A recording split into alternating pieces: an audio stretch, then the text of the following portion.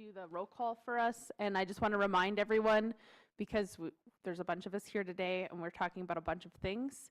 If you guys can all remember to turn your microphone on, move close to the mic, and speak clearly into it, so that way anybody that's might be watching it online or watching it later can hear what we have to say. Thank you. Brittany Gish, Present. Tasha O'Neill, Present. Deborah Sixta, Here. Morgan Wilson, Here. Brian Zimmerman, Present. John Bennett, Here. Wendy Reisinger. Here. We have a quorum. Thank you. If you guys can all join me in rising for the Pledge of Allegiance.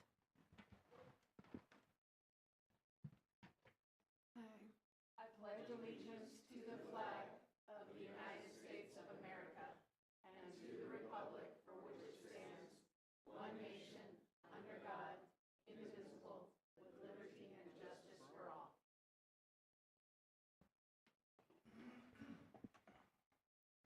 Thank you. Lisa, do we have any considerations for public comments? There were no submissions. Excellent, thanks. So we're going to go right to item 3, old business, Kingman Billboard 24 Leap Year Photo Contest. I think, Josh, that's going to be you.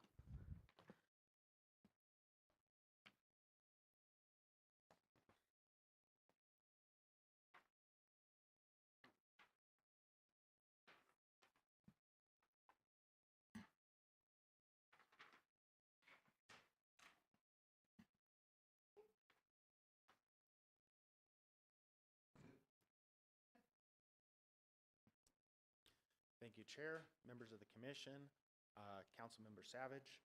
Let me just pull up to share the presentation.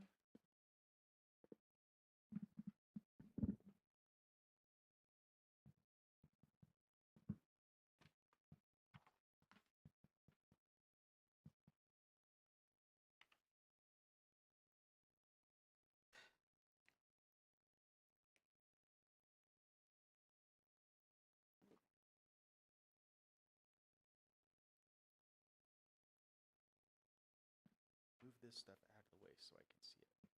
There we go.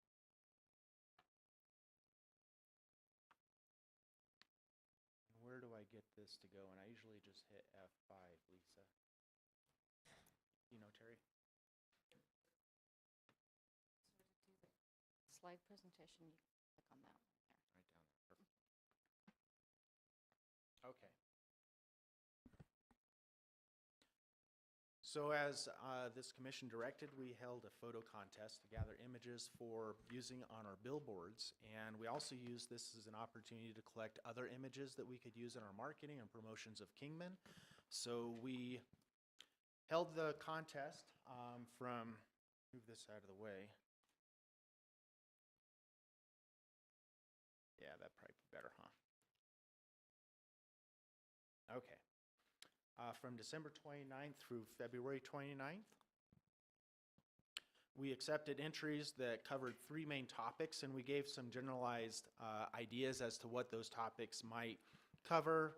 For Route 66, landmarks, the open road, highways, for instance, history, looking specifically at our downtown, our historic landmarks, people, our activities that can convey that sense of place, and then outdoors, including landscapes, wide open spaces, people hiking, flora and fauna. And these images that you're seeing in are some of the images that were submitted over the course of the contest. We also ran a meta campaign to try to generate extra awareness. We did get some media exposure. There were some press releases that were sent out, and those were published in different various sites, but we also wanted to get a little bit further out because we wanted to reach people who have been through Kingman. So we ran a campaign over 38 days, reached a little over 51,000 people, had over 3,000 clicks to the page that talked about the contest, and that helped us to generate some more submissions. Overall, there are 140 submissions. 10 were non-qualifying, like the one you see there. Either they were irrelevant, they didn't have to do with Kingman, or they were black and white images. We were specifically looking for color images. 22 submissions were for the topic of history, covering various things that had to do with our historical areas. Now, not all these images are necessarily all going to, be of the highest quality. Some of them are lower res, and if we go through and the review committee kind of decides which ones that we want to look at, we'll have to reach out to those people that submitted them and see if they have a higher resolution image. But it was still good to see as many submissions come in as we had. 44 submissions for the topic of Route 66, and we had 61 submissions for the topic outdoors. We do have the layout of the program is to have prizes. Grand prize winners would be $500 each. Those are the images we'd actually look at using on the billboards. And then for other finalists, if we want to purchase the rights to use those images in other promotional activities, we're offering to pay $100 per image, and then we can put it in our photo library and we'd have the redistribution rights on those images. The next step is to schedule a review committee, which is not that group there. And then we're going to go over which ones we want to move forward with and see if that's something that we want to do again in the future. With that, I'd be happy to answer any questions. Any questions from the commission? I think you've done a good job with this. I will say that I have seen, I think, every single one, and there's some outstanding. I mean, just stunningly beautiful. A lot of the locomotive, a lot of the outdoors ones are pretty impressive, and there's even some with somebody's kids and hiking that I was really, yeah, they're special in so many ways. I mean, it's going to be tough to pick one or three, two, three. How many? Up to one grand prize in each one of the categories, Okay. and then as many finalists as we feel we have a budget for, and we feel are good images that we can use in other purposes. So Yeah, the community really jumped up and jumped in and took photos everywhere, and some different photographers took the same photo different ways, and so yeah, I'm really impressed by the participation. I think it's great. I think it's wonderful. So my question is, when do you anticipate wrapping up this project, and when will you be able to start putting the images up on the billboards? So I think we're going to try to meet sometime this month to go over which images we want to use, and then there's going to be a period of negotiation with the people that submitted those, and that may be quick, or it may take some time depending on if they have to go back and filter and find images that are of the higher resolution, if they have them. So I'm hoping before the end of the fiscal year we've got something up on the billboards, and that ends June 30. Where are the billboards? Sure, we've got 3 billboards. One is as you're coming in on Highway 93. It's on the left-hand side. You'll see it, and right now, all 3 of the billboards, if you've seen billboards that have our family waving under the drive-through shield, those are the billboards that we're talking about. Another billboard is a little bit east of Meconico on Interstate 40 coming in from the west, and the other billboard is coming in on the east on Interstate 40, and that's on the right-hand side. Are those the ones that we're currently doing the Explore Kingman? Correct. Okay, thank you. Absolutely. So this is imagery to go along with that billboard and those advertisements. Thank you. Thank you.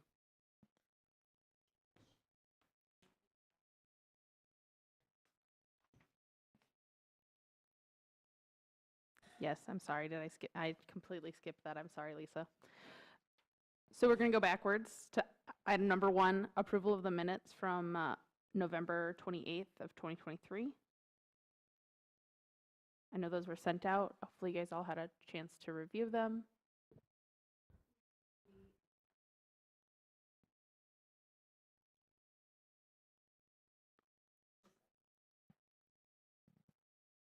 All in favor?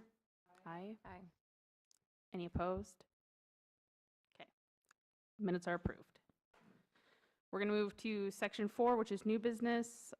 First, we're going to have a guest speaker, Jamie Carr. He's the Vice President of the Rural Economic Development for the Arizona Commerce Authority, and we'll give a brief overview of what the ACA does and how he works with rural areas throughout the state. Jamie, if you wouldn't mind coming forward.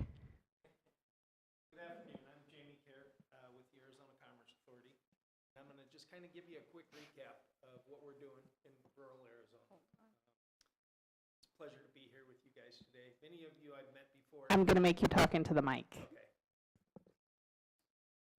Many of you I've met before, and a few of you I just met today, and it's great to meet you, and it's great to be here with you today. So economic development in the state, perfect, thank you, is growing year over year. We're closing lots of projects year over year, and it's becoming exciting. I love my job because I get to do everything in rural. I don't operate in Maricopa or Pima County. Everything I do is out here in rural.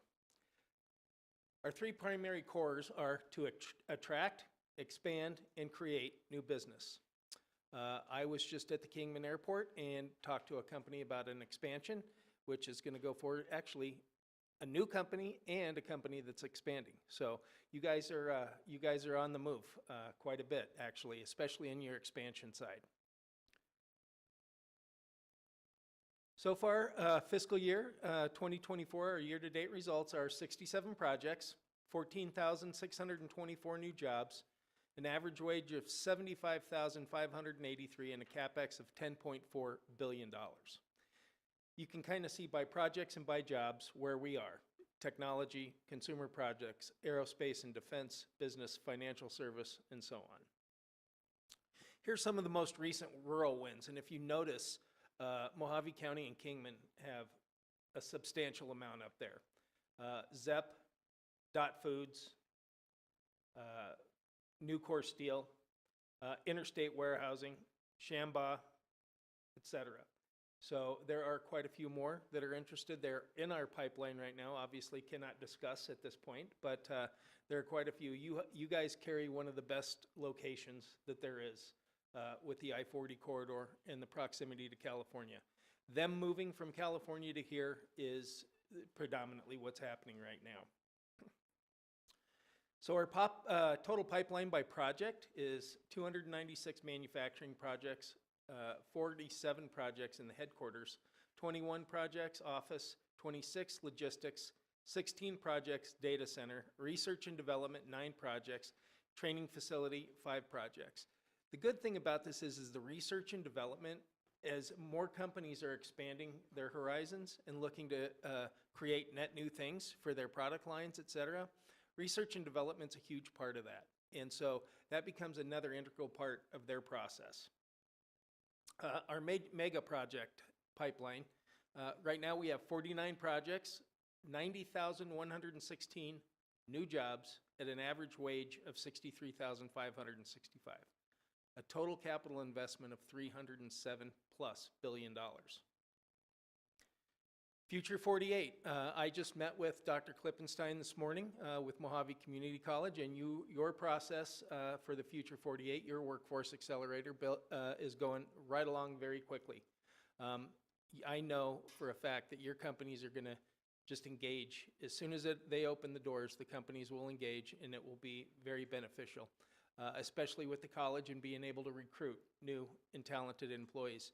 Being able to design a new product or project that will house these people. They will get direct students through their programs and be able to employ net new people. The broadband infrastructure. Obviously, Arizona had got $993 million for broadband. We are moving at a rapid pace right now with the broadband. We've got our broadband team on the road. Obviously, I don't know if they've been here yet, but they will be here to have a road show and explain to you what their process is, how they're doing it, and who's involved to get you the highest quality broadband. We want to have high-speed internet to everybody's house by the end of 2026, I believe, is the final.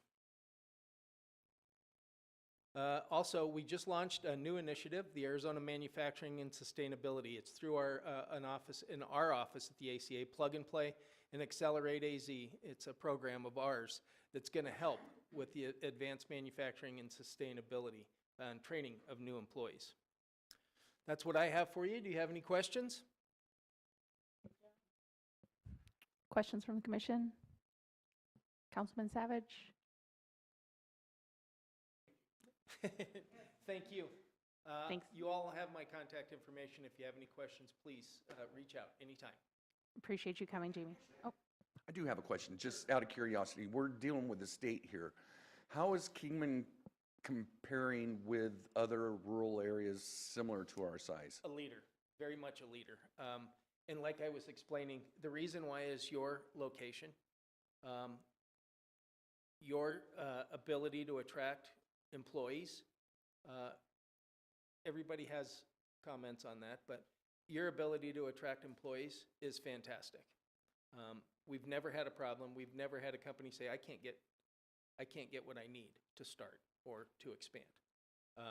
And this is only going to get better as the accelerator programs work, and these guys work with the community college. They're fantastic at helping these guys get new business. Not only is Arizona at work, doing the very best that they can with job fairs and things like that, but if we work together and combine these, you could be ultimately a powerhouse here in Arizona. I have an additional question. Sure.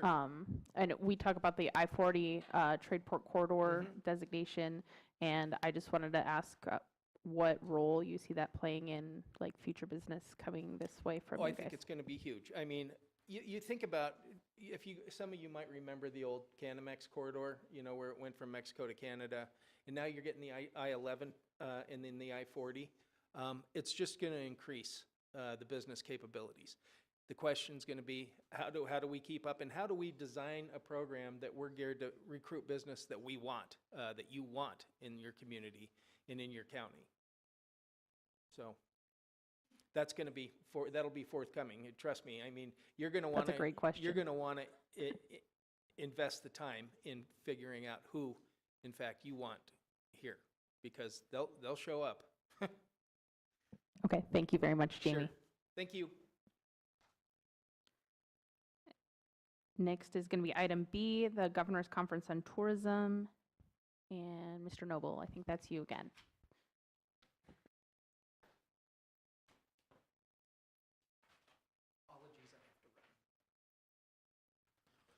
Madam Chairman, Commissioners, so we have an annual conference on tourism. This is hosted by the Arizona Office of Tourism. We've had a few of you members participate in the past, and I think we've got it in the budget. Request for next year to include someone from the commission to go again this year. It's an extremely useful program. Oh, thank you, Terry. Because it lets you know what Arizona Office of Tourism's marketing campaign is going to be for the upcoming year, what the results were from the previous year. It's a great way to get an understanding of what is going on in our realm, and then that way you're able to better communicate with us on what is going on in the tourism industry. So this year it's going to be held August 21st through 23rd, and it will be down in Scottsdale. So we're just looking for direction to see if the commission would like to appoint someone to attend down in the area. Of course, your rooms would be covered. If you drive down separate, you'd get mileage, and there'd be a per diem for meals, any meals that are not covered in the conference. I think if everyone's on the commission is comfortable, we'll do kind of what we did with the AAED conferences. We all just can email like Lisa and Bennett and then coordinate together from there. Objections? Okay. Okay, thank you. Is that okay, Josh? Totally fine by me. All right. Thank you.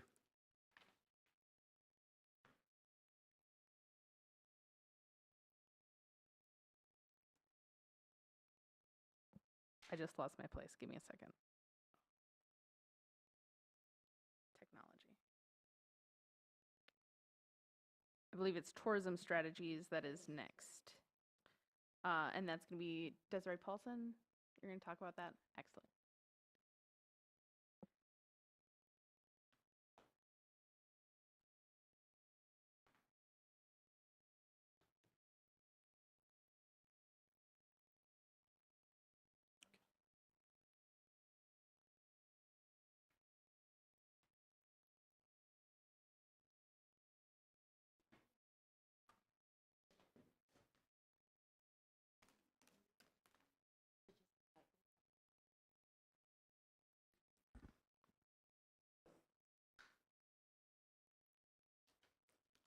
Good afternoon, Chairwoman Gish and Commissioners. My name is Desiree Paulson. I'm the Visitor Center Coordinator at the Powerhouse, and today I'm here to present the Kingman Tourism Strategic Plan that we went over. We started this back in November of last year with the Coraggio Group. There was a couple principal partners that were involved in that. One was from, previously had worked in the Arizona Office of Tourism, and one had worked in government up in Oregon, so both had some viewpoints for destinations and how it could better help us. Coraggio Group is a destination strategic planning cohort program, and as I said before, it started in November with an orientation, which kind of let us know what the program was going to be, what our process was going to be during that, and how we would move forward and how we would come up with our strategic plan. So during that time, we also had access to a survey, and we got to modify that survey to better suit what we wanted to ask our stakeholders in the community. There were 121 surveys that were sent out to a lot of different type of stakeholders in the community, including council, hospitality industry, event coordinators, dining establishments, attractions, and downtown shops. The survey was open for a grand total of 19 days, and 23 surveys were completed, so that's where we get the data that you'll see later. The planning committee, what consisted of 9 people. We had 4 people from the city, one being Bennett Bratley, Josh Noble, myself, Desiree Paulson, and Chairwoman Brittany Gish. We also had 4 specialists with the Coraggio Group, and we had 1 from the Arizona Office of Tourism. After we received the survey results back, we were able to participate in 2 4-hour planning sessions to go over, review that data, and to come up with a strategic plan, and finally wrapping up in February. So I'm going to go over some of the input that we had received from that survey. These are the key findings from the mission portion of it. So stakeholders who have worked with the Kingman Office of Tourism had a positive sentiment. They described us as helpful, friendly, knowledgeable, and dedicated. Our Net Promoter Score affirms that, with a 39% of the respondents being in the promoter category, indicating that they had a positive experience working with or for the Kingman Office of Tourism. Comments noted that many stakeholders have not heard of the organization or understand its role in the tourism industry. There's also a sense that Kingman's community and visitors could benefit from an increased leadership and collaboration among all tourism stakeholders to better organize and share resources. And finally, it was found that Kingman is not very diverse, nor does it cater to diverse visitor audiences. And some comments indicated that there is slow progress, but improving this area may not be the priority at this time. So on this one right here, you can see respondents were asked, what words do you believe describe the Kingman Office of Tourism's reputation? There's a lot of really positive things here with being helpful, dedicated, knowledgeable, fun, community-centric, friendly, but here is where we also find that we are unknown. Later, the respondents were asked what they would like to see added to the Kingman Office of Tourism's mission. They would like to include collaborative as well as united, and position the organization as dynamic and innovative tourism leaders. Our Net Promoter Score is good. We have 39% of the respondents being promoters, but we also found that 39% were neutral. We did have 22 detractors that were not likely to recommend working with or for. And this shows where the diversity, equity, inclusion is not yet a priority for the destination, with only 26% strongly agreeing that Kingman has tourism experiences and products that appeal to people of diverse backgrounds. 22% said that Kingman is a place that can authentically welcome all communities. 17% stating that the Kingman Office of Tourism puts adequate resources behind inclusive marketing, and only 4% stating that the Kingman Office of Tourism actively engages with diverse communities in the development and promotion of the destination. So moving into the survey input for the destination position, we did have people describe Kingman as historic, nostalgic, friendly, but there is also that same sentiment that we're still a pit stop or a gas stop or a bathroom stop. Route 66, the related attractions, along with historic downtown and Main Street are the major draws to the Kingman area.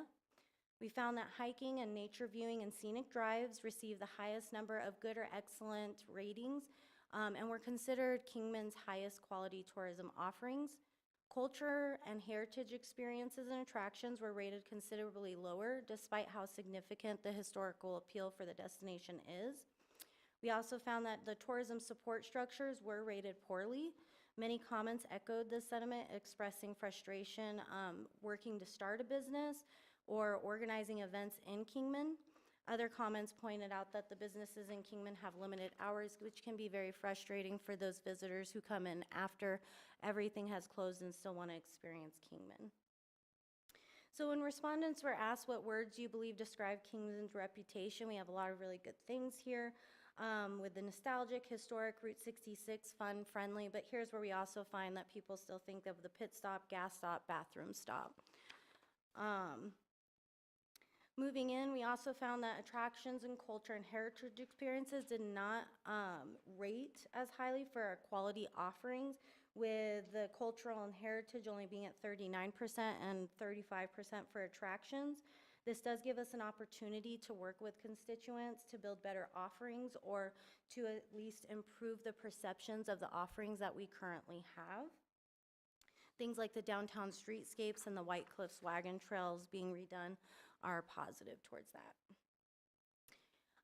We asked recipients to select the 5 tourism assets or activities that you believe attract or have the opportunity to attract visitors. Our top 5 were the historic downtown and Main Street, Arizona Route 66 Museum and Kingman Visitor Center, trails and hiking, distilleries, wineries, breweries, historic sites, and walking tours. This leads us to believe that leveraging historic charm, culture, and heritage and Route 66 attractions could be key. Here we can see that we definitely have a significant need to strengthen tourism support structures. And while these numbers do look low, they are pretty good compared to other surveys from other communities. It is setting a baseline for us to move forward as we plan on doing this survey again in the future to modify this strategic plan moving forward. And then our areas of focus and the key findings for those, we found that overall stakeholders feel that the Kingman Office of Tourism's role in marketing the destination is more important than the destination management. There was an interest in the Kingman Office of Tourism initiating and convening more stakeholder collaboration to work towards marketing destination. We found that many comments expressed a strong desire to have a seat at the table or to be offered cooperative advertising support. Ensuring that the strategic planning effort is a collaborative would be important to uniting the tourism industry. Stakeholders identified developing tourism products, experiences, and events as the most important destination management role. The biggest challenge, or the primary challenges, were limited retail shopping, food and dining, and brand awareness. So here, participants were asked to rate the following destination management roles, how important they are to you and the success that Kingman is as a destination, and how effective the Kingman Office of Tourism is at these roles. So you can see the percentage in the dark blue as what they indicated as important or very important compared to what they believe in the lighter gray, how effective or very effective the Kingman Office of Tourism is. And this is not an uncommon discrepancy to see in these kind of reportings. And it will be another baseline for us as we move forward to see how we progress. Here were the top challenges that were indicated by the surveys. We had limited shopping and retail, limited brand awareness, limited dining, food and beverage, town and perception among residents, insufficient tourism funding, limited nightlife and entertainment, local government support and collaboration, and the workforce housing. So after getting all of that information, we were able to go over that, kind of understand where our stakeholders were at to come up with this strategic plan that is here. It is all on one page to kind of condense it, make it easier to have everything right there. But I'm gonna go over them slide by slide with you. So the vision was on the vision, mission, and our position were on the first day of the planning, 4-hour planning session. And the vision is, what is the ideal future state we're trying to create for our destination? We came up with Explore Kingman to fill the rush of discovery and modern nostalgia in a city with small town charm and big adventures, iconic moments, and vibrant cultural experiences. The mission was, what is our purpose as an organization? So this is what we came up with. We drive economic growth and community pride for our residents through tourism promotion, destination development, and collaboration. For our position, this is what unique and sustainable value do we deliver as a destination?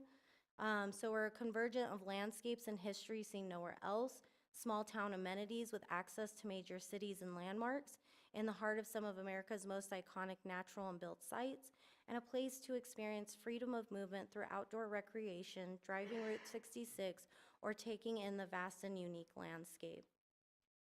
After that, our second day of our 4-hour planning focused on our 3 areas of focus, our success measures and the strategic actions for those. Our first area of focus was tourism promotion. The success measures are how we plan to measure that success. And so for this one, it's going to be an increase in RevPAR by 3% annually, increase in visitor center traffic in downtown by 3%, and an increase in organic social media followers by 10% per year. Initiatives, or what we collective actions will we take, is to support the city's initiative to improve first impressions by eliminating neglected properties, creating more appealing city entrances and thoroughfares, and advocating for cleanups or beautification projects near the city access points. Some examples of that could be the heart sign, the waving cowboy, the facade improvement program for stuff like that. Collaboration with content creators on social media to build platform-specific marketing assets and to participate in AOT's marketing co-op. Our second area of focus was destination development. Our success measure was to increase in attraction activities for select product development opportunities, increase in events supported, and the initiatives for these were to establish an internal program to attract select tourism products, collaborate with Parks Department to bring tourism perspectives to amenities, and develop, event development. We also want to expand the visitor center hours and establish a sustainable funding mechanism for the Art in Public Places program. The final area of focus was collaboration. Success measures include improving year-over-year stakeholder sentiment scores by 1 point. Year 1, we hope to establish monthly stakeholder meetings by the end of the year. By year 2, increase attendance at tourism stakeholder meetings. And the initiatives for these are to establish the Office of Tourism as a tourism authority and resource for Kingman community by providing resources to the industry, convene monthly tourism stakeholder meetings, and create cooperative opportunities for tourism businesses. So that's what leads to our overall strategic plan. So what now? So today we're here to present, of course, to the Economic Development Advisory Commission. Hope to have you recommend the council adopt this plan. Next would be to present to the Kingman City Council and to have that adopted and integrated into the Kingman Economic Development Plan Section 5 toward visitor marketing. And then again, revising the strategic plan as we move forward in the 25-26 fiscal year to make sure that it's fresh and up to date. The last time that we had our plan, it was in 2019 prior to the pandemic.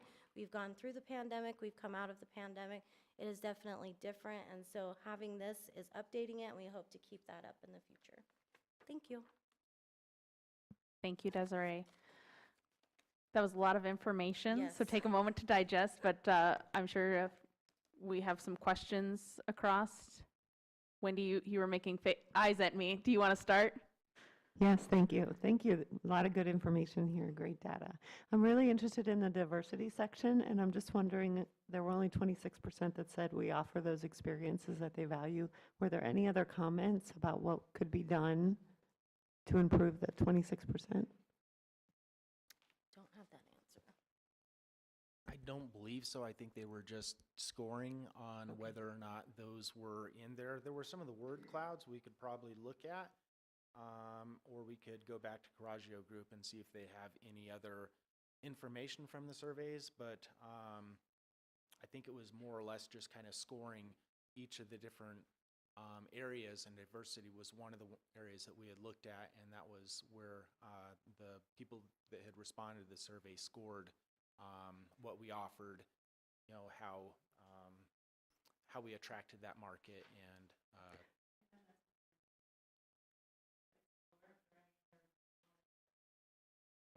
thank you, will do.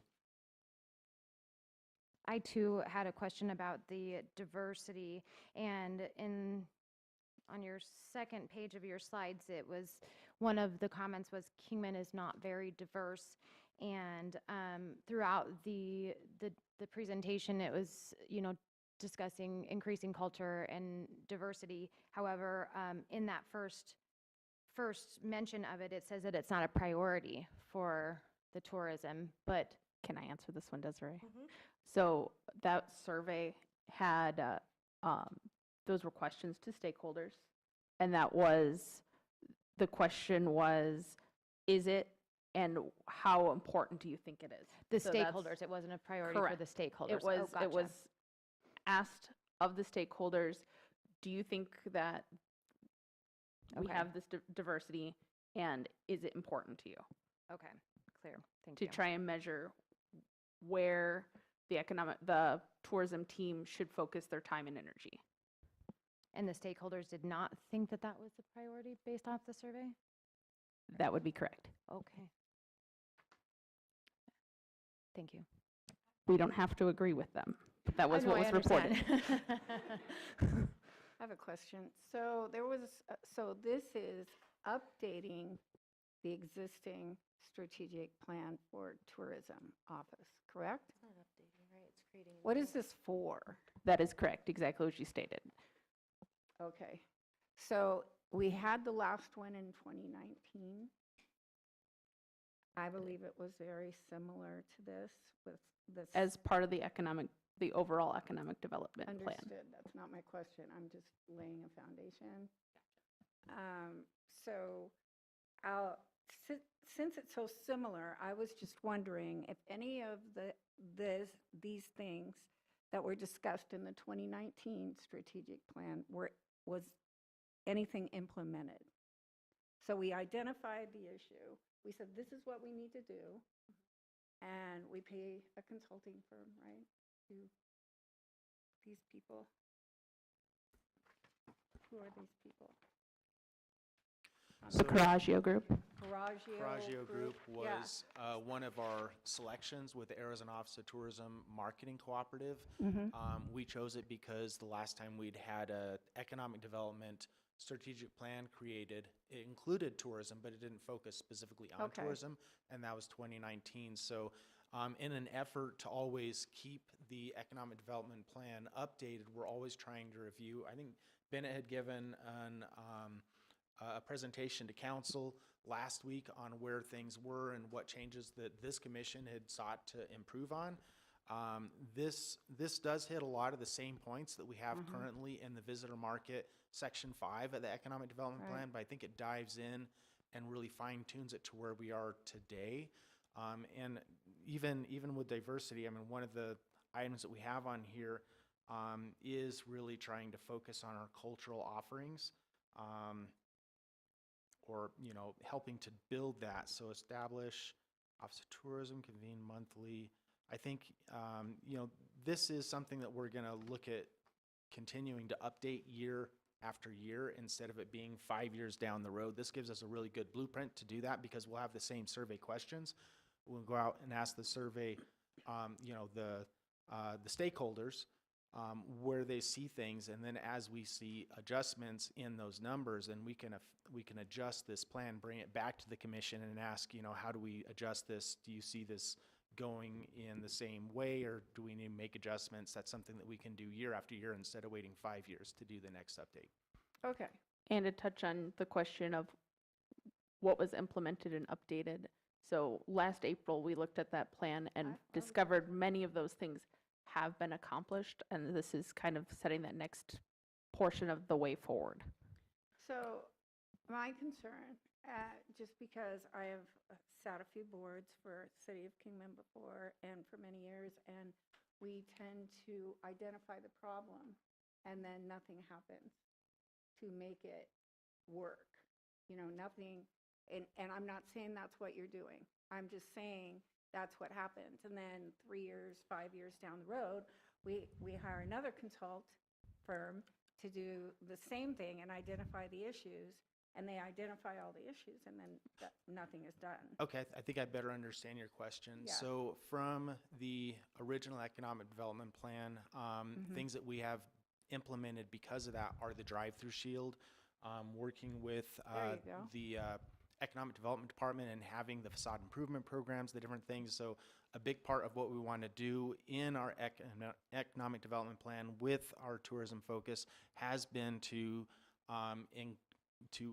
increase the infrastructure of our tourism offerings, as well as help event promoters, which we have been doing with the street drags, with the Route 66 Ultra Run, with ATV, UTVing in the area. There's been different event promoters that we've been really trying to promote, either support with sponsorships or with collaboration and helping with event promotion, like the triathlon, the Monarch Triathlon. So there are different things out of that we have been focusing on, and some of those we're continuing. We're just kind of manipulating in to fit where we are today with this plan.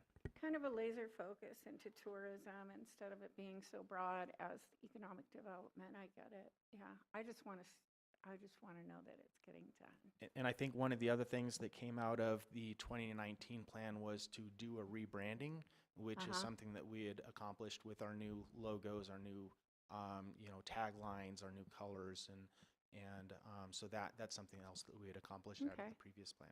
Josh, can you also say that in collaboration with Coraggio, one of the reasons that you chose to work with them is kind of the layout that they have for their strategic plan, that it's very tangible, it's very action-based, and it's easy to see the metrics and to make measurement against them, to say, yes, we're trending this way, or nope, this isn't what we expected to happen.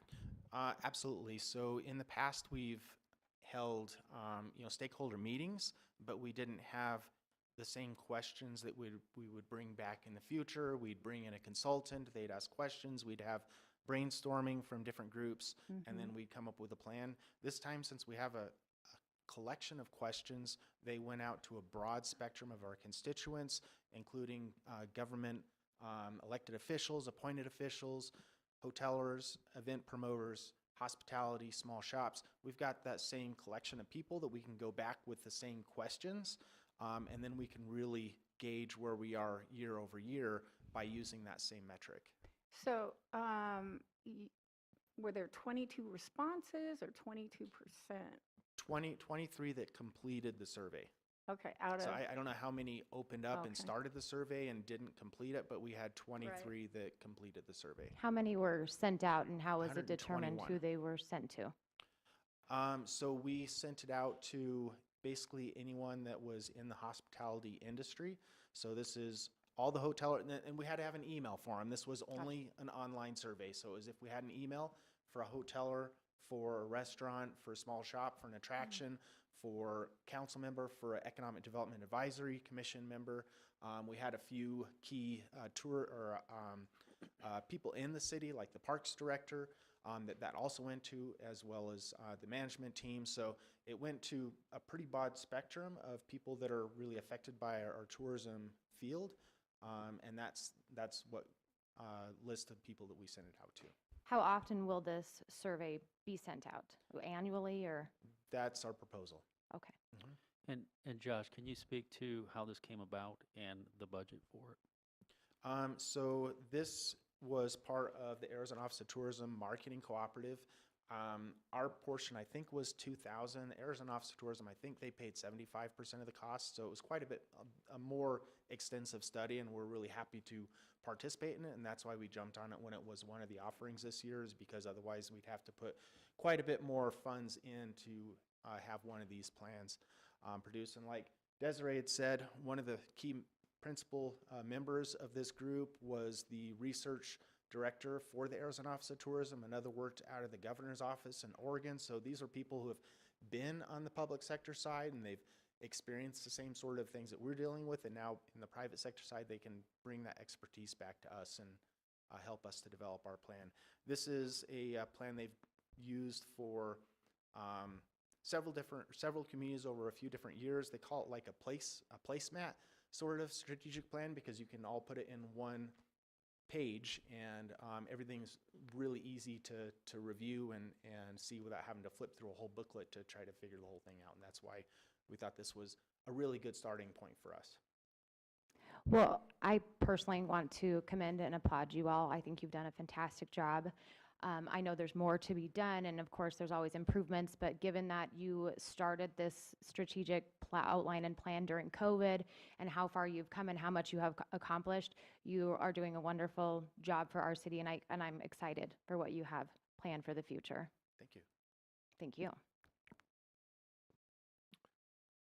Could you characterize the collaboration and support of the Office of Tourism with various volunteer groups around? And one that comes to mind is the Pharaohs, who've been providing tours and support to a lot of the global visitors that we've had here. So we've worked with a lot of the different groups when we have press and media in. You know, we had a TV show that was filming here, and we worked with the Pharaohs Car Club getting some cars set up for that film shoot to give a better ambiance to the film shoot. We also worked with the Pharaohs and other groups with our Heart Sign event, with the Route 66 Fest that we host in October, but also with Main Street on a lot of different programs. They also collaborate with us on the festival in October. I think what we really found with this, though, is that there's a lot of businesses that feel like they want to be at the table and give their input and receive feedback. So we're really pushing to try to have more regular meetings. We've had some meetings with our hotelers in the past. Those have been more quarterly. They kind of on and off as seasons go. But we're really finding that a lot of people are unaware of what the Office of Tourism does, and they'd like to be more involved in whether that's volunteering or just having the input, or maybe having information they can use in running their business. You know, I'm sure these are all factors.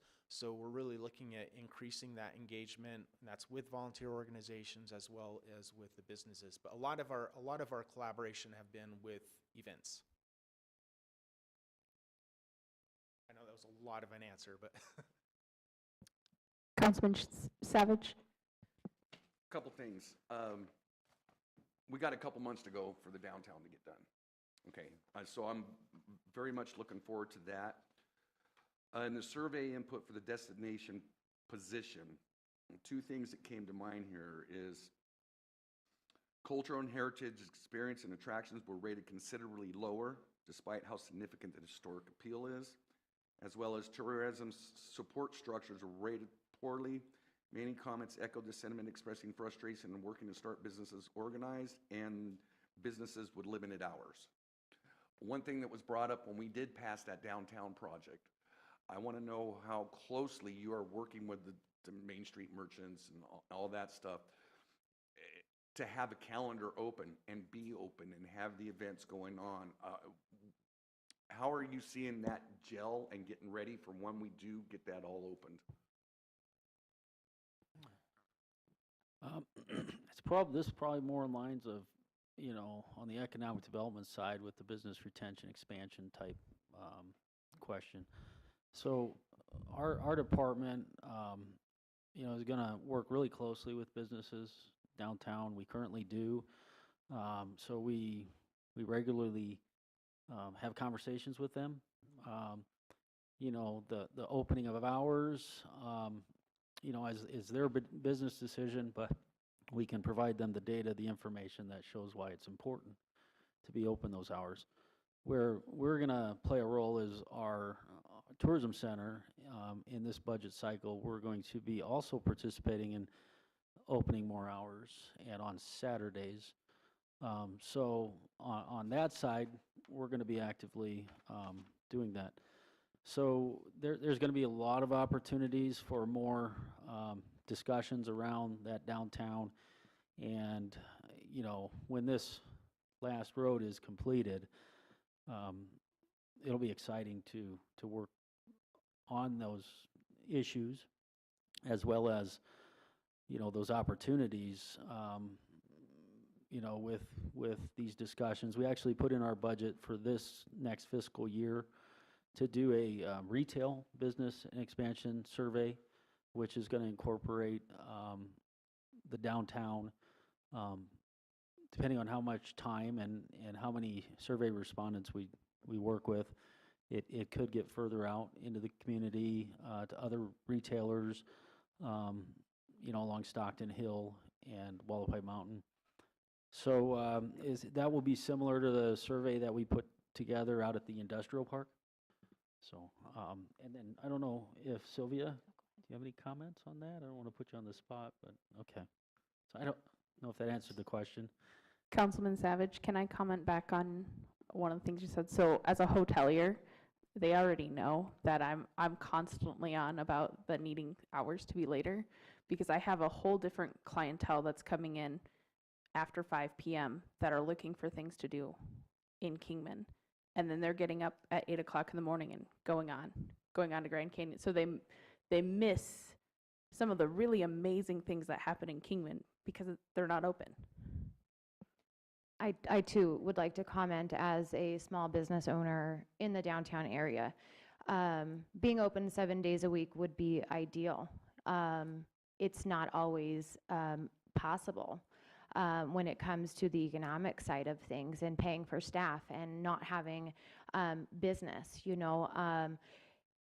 the consistency of tourism, especially during, the off seasons, it's just not there, and it's hard to gauge or even predict what we might have coming through, or is there going to be a tourism bus, or is the powerhouse going to, be full and they're going to notice the rest of the downtown. And so it's really just, I don't even have a suggestion of how to make it consistent unless, we can market or communicate more. But I came to a point in my little establishment that it was more, and I was a big advocate for, hey, we need to be open 7 days a week, and the more we're open, the more people will know that we're open and they will come, build it, they will come. That's not always what happens. And there's times where I thought, okay, I can afford to have this place. This is great. Things are going to be wonderful, but I can't afford to pay for staffing when they're just going to sit here at, $15 an hour doing their homework. And I don't have anybody coming into the store. So it was more cost effective for me to be closed and chalk it up to seasonal hours. So hopefully that will change, but it's just one of those things, we're still a small town, and when it rains, people don't like to go places, and when it's cold, they like to stay bundled up, and so it's a struggle. Thank you. Part of the thing that I also brought up is not just on the hours of the businesses, the events. Having a full calendar and having the merchants work together to keep people down there, not just the tourists, but the locals. That's going to be a beautiful place. There's a lot of great opportunity there, and I just don't want to see that missed at all. And I don't know how much of your budget for the tourism actually goes to promoting the stuff for the vendors or the businesses, so to speak, to have those street closures, to Friday nights, whatnot. I just think the potential is going to rock that place eventually. Oh, It really 100%. is. So Agreed. that's my only point. Thank you. I think that the chamber has, with their new First Friday plans and the committees, and they have big plans for the downtown area, and it would be nice to engage, other parts of Kingman and them see the value add of what our nostalgic downtown area brings to the community as a whole. Not that we're segregating or highlighting just this area to tourism, but if we could engage, more than just this area and give people from uptown a reason to come downtown and vice versa. Again, I think that, they're looking forward to, Main Street does wonderful things, and we were in that stakeholders meeting last evening, and, they were talking about doing a big grand opening for the downtown cityscape and project completion in June and doing the whole closure. And so I do think that they will definitely capitalize out on that and market it and do it up as best as they can, because there's a lot of value and community, quality of community and quality of life to be had by doing so. So I'm actually really excited about it, and I think that the people on these tourism, departments and the chamber and Main Street, they're doing a wonderful job. So your support is greatly appreciated. And in those monthly meetings is somewhere where we can collaborate more on ideas on how to help promote. Our website, about 30% of the traffic is to the events calendar and looking at the events. So we always try to keep that populated going into the future as far as we can, as well as the event board at the visitor center. We had about 400 people a day on average last year, and so that's a great place for people to find information on what there is to do. We'll use our social media to continue to push that out. As far as budgeting, we do have some funds that we can use for sponsorships to help with event promotion. Those we really try to focus as much as we can on tourism development, because they too come from the hotels, but we have a ability to use our discretion in trying to help build that sense of place, because that's obviously also what makes Kingman a place that people want to come visit. I do have one additional question. The powerhouse and the visitor center, when you guys, have the busloads of people and the multitudes of international traffic, it seems like they kind of huddle, and they go to Mr. D's. Is there any, or if you're already doing it, share with me, what do we offer from that location to remind people that there's things, on Beale Street or, up north? Or, is there any kind of marketing taking place that they could, when they're there visiting, be given to know that there's more to see? So just a little bit on the buses. Usually we don't know who's coming. They come, they stop. We'll know a few in advance if they're booking tours through the museum, but by far and large, 90% of them, we don't know which ones are coming and which ones are stopping. Buses are on a strict schedule, so when they're stopping in, they only have so much time to go from one place to the next, and they don't really have the ability to navigate and pull people in downtown.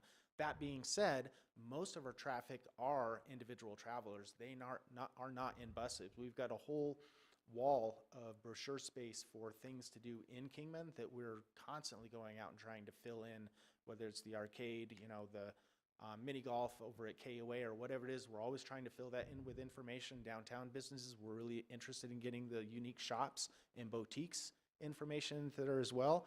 And we also have that event board for things that are going on downtown, whether it's one of the little workshops or if it's a special that's going on. We always make that available for downtown, because it's so close and people can learn what there is and then hop up on Beale Street and use that. So that's always available. On the little lighted sign that's when you're coming into Beale Street, what types of things, on the new sign that's, no, not the heart, No, you're talking about the Yeah. LED message board. The clerk's office manages that, but before we go on to that, I'd just like to let Desiree Oh. fill in some more on the Sure. visitor center side. So some of the other stuff that we hand out to people are also like a walking tour guide. We let them know that there's shops that are intertwined with everything. We encourage them to walk. They can also drive. We let them know where that parking is at, where they can go and see those things. We also have an antique type guide that doesn't just have the antique shops in there. It's got a lot of the different shops that are located in downtown. We give them the packet of both of those so that they know what is downtown, what's offered, what historic sites they can see intertwined with what shops that they want to go visit.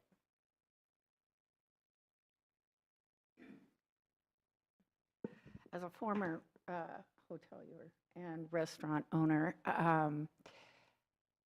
when I had the Brunswick, the German and French all had on their phone, a designation. So in Kingman, they would click on Kingman and my hotel would come up, my restaurant would come up. So instead of having them come to us and then we give them paper, maybe look into something like that, because it comes through in their language. Chinese people too, all kinds of people. You have that? Okay, good, because it worked really well. Except they didn't update their data and I didn't always have rooms or tables, but it worked. And they would always come, bring their phone and say, this is where I found it. So you're catching them as they're coming in. So instead of stopping, in flag or whatever, they would look at that, click on it, and see what they could do in Kingman. Just a suggestion, not on the agenda, but wanted to throw it out there. Is that while you're in town? It's one of the programs. I should listen up, And but Listen Up, yeah, yes. there's a couple of innovative things that you guys are working on to bring in business. So Listen Up is any business can be listed on there for free, but they do marketing videos, and they're a marketing and advertising company. They have our city listed, and then they have those resources. I know as a city, we've collaborated with them some to do some of our trails and things. And if you haven't been on there, it's while you're in town, whileyou'reintown.com. And the videos on there are fantastic. And then up and coming is this partnership with the AI company Listen Up. I have been checking it out some. I do see where you're at with it can be a little hit and miss, but I think we're going to see that hopefully continue to improve. I know they invited businesses to put some free content on with them, and I think that's a good opportunity as well. So I think that was just covered at the Chamber's Business and Government meeting this last Monday, Tuesday? Yes, Yeah, one of those days. So I closed in 2010, so it's got to be out there.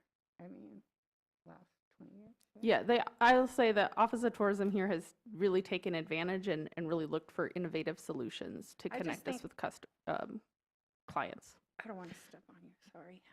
I just want to use whatever works the best and best bang for our buck. And that just occurred to me because it worked really well. Great comment. So to pull back here, we are specifically looking at the strategic direction. I appreciate you guys taking all of our questions about tourism, but I know that we're going to be looking to try and adopt this into our strategic plan, and to send a recommendation to City Council. Do we have any more questions for Josh, Desiree, the tourism team? I will be entertaining a motion, yes.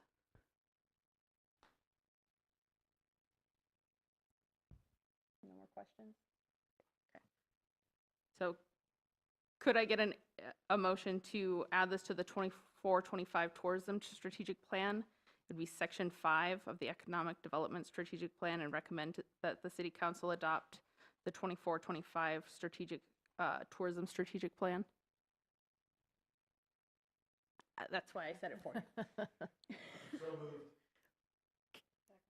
Perfect. All those in favor? Aye. Any opposed? Okay. Thank you all for your help with that. I think we're going to move to section D next, which is going to be Mr. Bradley, the Economic Development Strategy.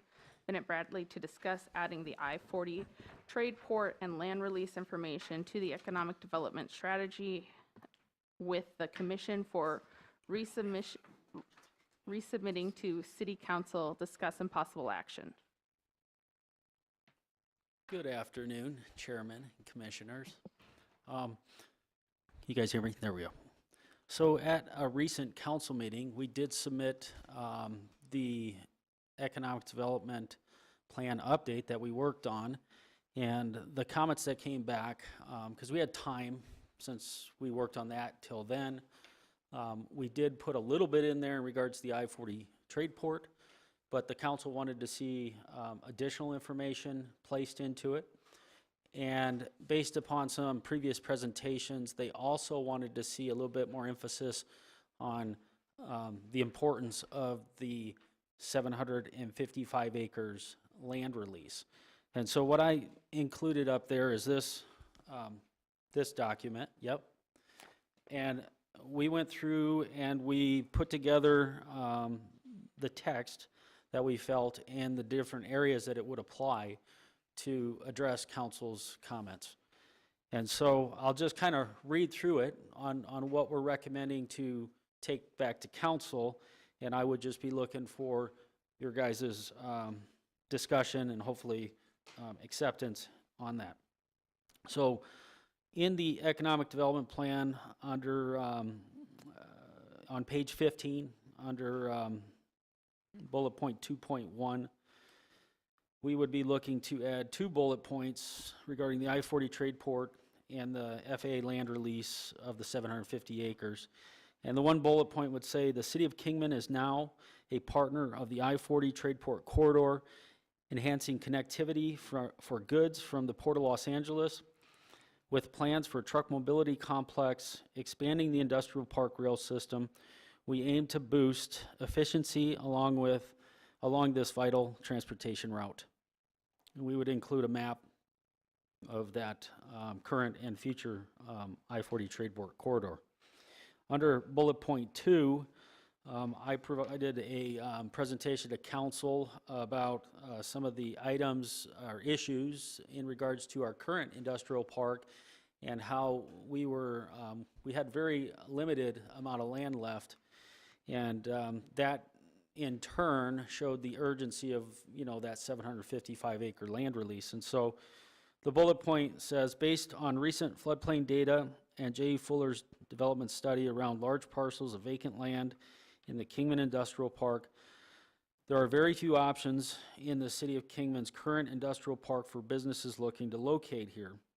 Parcels 310-16-054, 47.5 acres, and parcel 310-16-065A, 49.38 acres, are affected by flooding from the freeze wash affected FEMA floodplains, and they cannot be developed. With this in mind, the City of Kingman's growth opportunities for industrial, transportation, and logistics sector in the Kingman Industrial Park will be minimal. The finalization of the 755 acre land release will be instrumental if Kingman wishes to continue to grow these sectors at the Kingman Industrial Park. And we just are going to input the map that was laid out. And then on the next page, on page 16, we're going to add 2 more numbers, 14 and 15.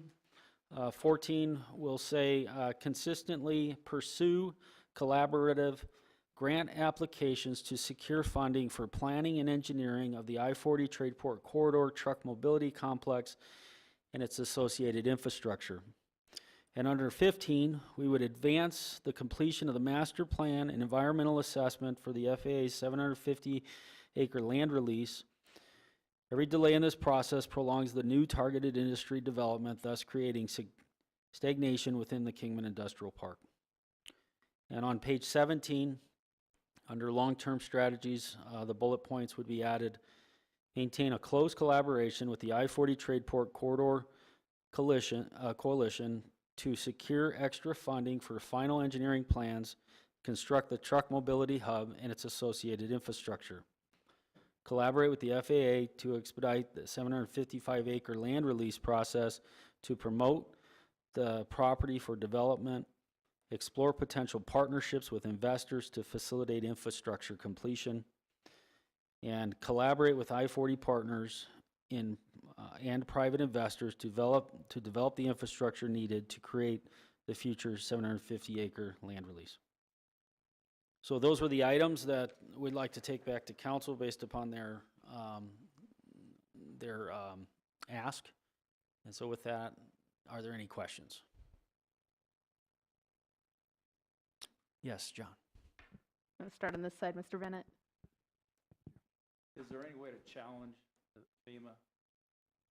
I mean, I've Well, built in floodplains before. it's not and- only the floodplain, we actually ran the models, and we actually looked at a multiple of different development options on that site and how much property could be done. And actually, we did see a large rain, and it did come down, and it overcame what was the new FedEx facility.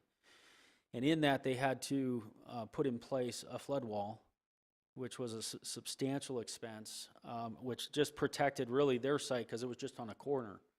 The rest of the property falls in the whole floodplain.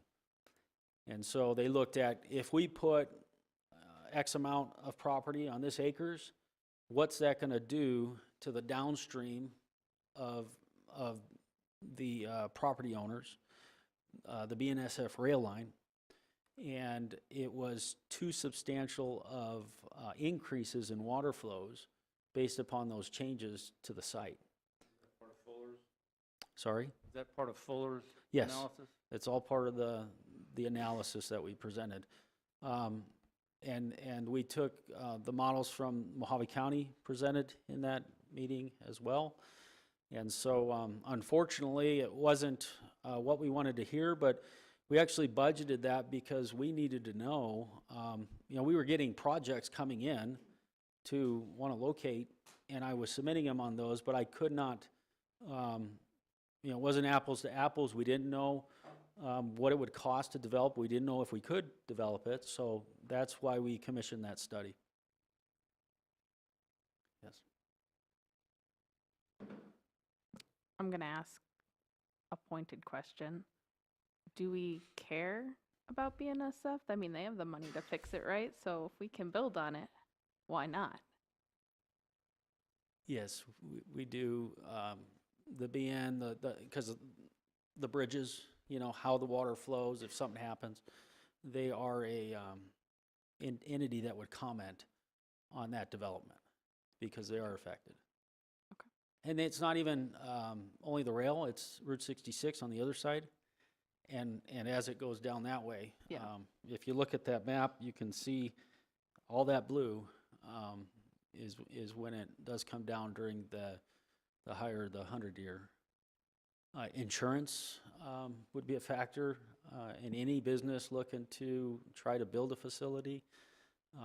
If we were to even be able to figure out how to get something on that property. In the study, did they suggest any type of remediation that would, adjust the elevation or Yeah, we looked at all that, raise it up, but if you raise it up, how's that affect build a the reservoir? flow? Yeah, we looked at channels, a little bit of discussion around further upstream. The cost was just Outrageous. too much, and we're around an airport. You can't just hold water for extensive amounts of time in large pools because of those requirements with birds and It can't be taken out to the crops that are draining the water from.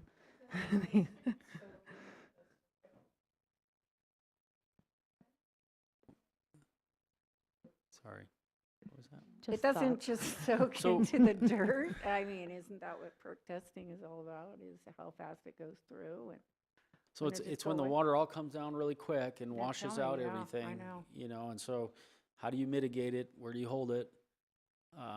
All those things were things that they looked at, the engineers looked at. And so that makes this 80-plus acres not usable, and that's why we need to do whatever we have to do for the 700. Well, the council just wanted to basically put in a document of the importance Okay. of getting that released. Well, And so that- that's we're what they just doing tasked us that with then. coming back Okay. and doing. I think that the importance of the FAA land release is not in question. I don't know that I necessarily like the supporting adding the floodplain in there. I watched the presentation. I watched the presentation by the county.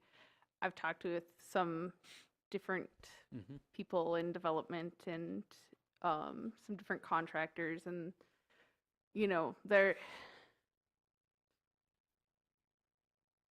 sometimes things can be overcome, and if a business truly wants to build there and they're aware of the circumstances, I don't know why we wouldn't do that. So you really need to,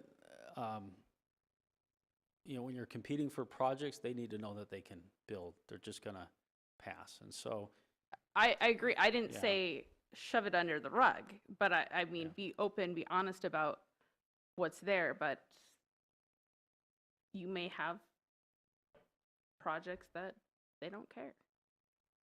Or they have deep enough pockets that they're willing to mitigate whatever the issue is. Or it's a form of negotiation for that, to get the land at a lower. So just take that portion out in regards to, So instead of debating that portion, I would say, I think we could just strike that scratch it, portion okay? and still have the complete, like, the importance of the land release is we're still limited on space. We've Yeah. been working on that project for 4-5 years at least, that I know of. Only 5 years. Maybe 5 longer than years, that. yeah, Yeah. since we So, started. And We can look at that. The reason it was added is because when the council suggested, based upon that document, that is very important. That was why they pushed. You know, because the reality, you know, yet the small percentage that you're talking about, the maybe someday, maybe, you know, but the likelihood, not very likely. So we need to get this done. We need to focus on this. So it was creating that urgency, that story. So that's why we put it in well, there. that was my opinion, but we Yeah. have an entire commission up here that's welcome Sure. to express their opinions too, so. Sure. So we're just discussing whether or not we are advising these This, changes this, to go this, to council, the, correct? yeah, this verbiage to go back to council to be added into the economic development current Yeah. plan that we have. Yeah. What? So in November, we asked that the 2019 strategies go Oh, yeah. to city council. Mhm. They've saw And they that kicked this last back. week. Yeah, we did that. Last week? Yeah, Yeah. the last L- city last council council meeting, meeting, yeah. Bennett presented that. Mhm.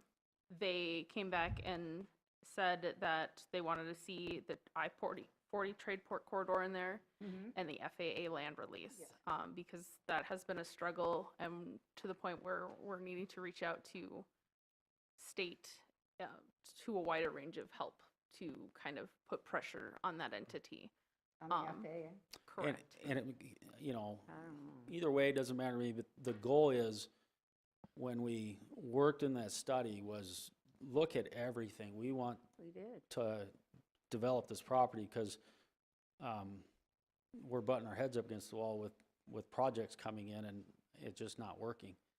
And so, you know, that's what we task them with, because economic development, we want to submit, we want to bring projects. So, Get it. So about 100 acres of the 755 is really not available? yeah, and when you look at the 100, there's a giant wash going through it as well. Roughly, yeah. Yeah, there's some of it, when they did it, they outlined a section that could potentially be used farther down the road, and they did like an 8-acre parcel that could be developed. Where does the water go from this point? It goes under the BN main line, under Route 66, and down the wash. Eventually to, Well, it Towards just Valley Vista. Spreads out to Valley Vista and that whole Okay. area. And it goes between Bull Mountain, yeah. That's after it goes through our property. Yeah. Yeah, we're on the southern end and the county ground to the south of us. It comes right through we've had a couple 100 years lately. Yeah. So- And it comes off the airport, you know, the airport, a lot of it's coming off the airport.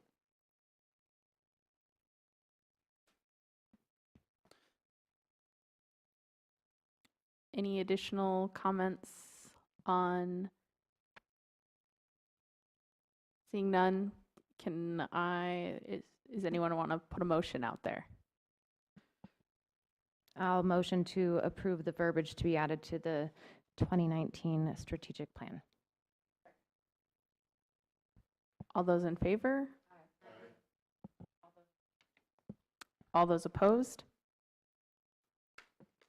Carries. All right, thank you.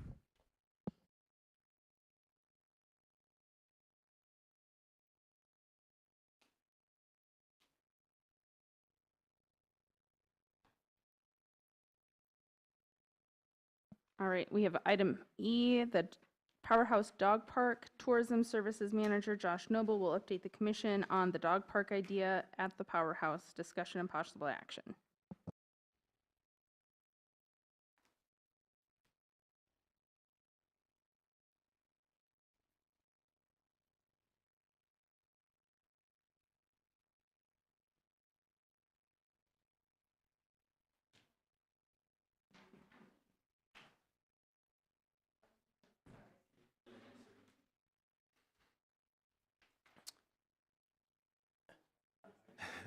Chairwoman, commissioners. S- So for many years, the Kingman Visitor Center has been dog-friendly, pet-friendly environment. We don't like people to leave their animals out in hot cars, but we still want them to be able to come in and, get the information at the visitor center, visit the museum. So that's, we started really kind of promoting that we're a pet-friendly area on our Google My Business location and in different TripAdvisor, Yelp, different platforms out there that visitors were using. In 2020, we expanded with dedicated RV parking, and then, of course, the Tesla chargers in 2 years ago. And with all of the increased traffic, and I don't know if just more people are traveling with their dogs, but we're seeing evidence all around the parking lot and in the park. We did put a dog station at the Powerhouse in the parking lot, but we really feel like we need to have a more permanent solution. So we've worked with the Parks Department. They came and looked at the space and said that this area that is between the Tesla chargers and Andy Devine would be something that they could incorporate into the park system as a dedicated dog park, if that's something that we chose to do. This is kind of the outlined location from the aerial view. You can see that it really stretches from where that walkway crosses over into Locomotive Park all the way back to where there's an entrance that the Unisource workers have into their substation behind the Powerhouse. This outlines where we'd have the fencing for that space. So there's about 430 feet of fencing. We'd have some double gated gates that they could get a vehicle in on the backside in case any workers need to get in, because there is a water main line that goes through there, so we need to have access for anything like that. And then double gated entry for people to come in, so they can come in, they can unleash their dogs and open the other gate and let the dogs go into the park. This is the type of fencing that we're looking at. So it's a 58-inch tall fencing, so that's good enough to keep dogs in. It's got tight enough spacing between the different posts that it would, a dog couldn't squeeze through. And the cost that we're looking at if we wanted to move forward with this is about $23,500 for the fencing work, and then Parks would put their time and effort into putting in the infrastructure for the drinking fountain and all the different things with the dog parks. So about $19,000 there, 42.5. And I would imagine, we got these numbers in a couple months ago, that we're going to see some inflation between now and when we have next year's budget and we'd have time to actually implement this. So we'd probably look at more like 45,000 is what we would be putting in our budget to try to implement a dog park. With that, I'd be happy to answer any questions. I have a question. Where does the money come from? This would be out of the Powerhouse Fund. So once again, it's out of the bed tax dollars collected at hotels and our gift shop sales in the visitor center. Powerhouse has funds? You mean their income? No. The lodging taxes. There's what? Lodging tax. I It know. goes into it. There's That's a what column it's for that, for Powerhouse? I didn't know. in the city's budget. It's called the Powerhouse Fund. 2% of the lodging tax goes towards tourism. No, that's not what he said. He's saying Powerhouse. That's what the city finance department calls that fund. That's just the name of the fund, but that's our tourism fund. So the drive-through shield, the arch that we have on Beale Street, our operations, all of that comes out of the Powerhouse Fund. 2% of the 4% that we charge? Half of the additional 4%, correct. Thank you. Does the Parks Department have an annual budget amount for the cleanup?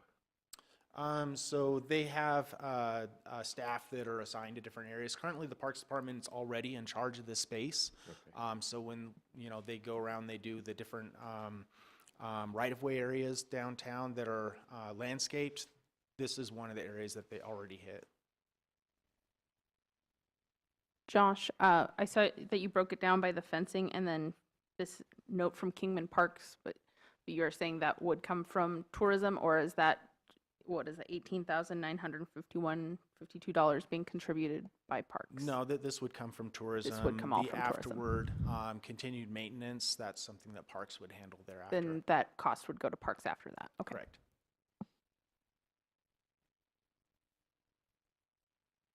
Other questions from the commission?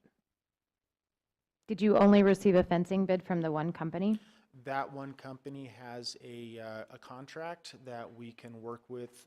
They already went through a bid process to figure out what fencing companies, the government could work with.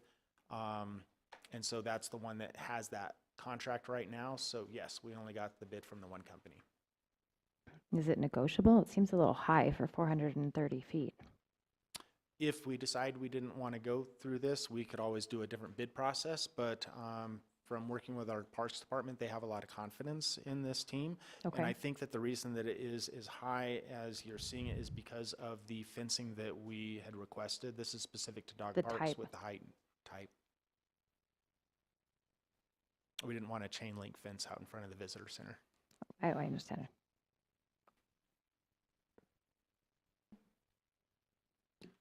And when would this be constructed? You're looking to put this into a budget, or? Correct. We have it in our budget request. We're seeking a recommendation from this commission if you see the benefit of having this amenity to our tourists. When we went to our finance team, they were unsure whether this was a tourism component or a parks component, and we feel that this is an amenity that we're offering that our tourists to get them to utilize the visitor center, especially if we expand our hours, and we're trying to bring more people downtown. This is an amenity to help do that. Currently, there's not a dog park downtown, so if someone wants to stop at a dog park and let their dog run around, there's Centennial Park, there's Wallach Ranch, there's a dog park across from Wallach Ranch Park, and then there is Lewis Kingman Park, but none of those are in the downtown area. Well, there's Locomotive Park, but there's no dogs allowed, although No there are dogs allowed. many dogs there, And we're many, hoping many. this would help solve that problem. Yes. Could there be the option to, if we put this into the 2025 fiscal budget, to take this out of the other 2% on the construction fund side? So- I don't have access to that side, only have access to this side, to We- our 2%. I mean, as we go through the budget process, we can ask that, but we just don't know. Okay. I just, as much as possible, I like Sure, to try and, sure. because There- this is technically construction, and the other 2% does go to support kind of those tourism activities within the powerhouse, and to be able to utilize that other half of that money that's collected would be, I think, And, advantageous. there's going to be a lot of tourism components within the park that are added, and we foresee a lot of pictures going out on Cute dog pictures with the powerhouse in cute the dog background, pictures with a absolutely lot great of, marketing. a lot of things similar to this, signage that we can put throughout the area that would promote. We need a little doggy arch, just saying. Yeah, it's- Wendy, did you have a question?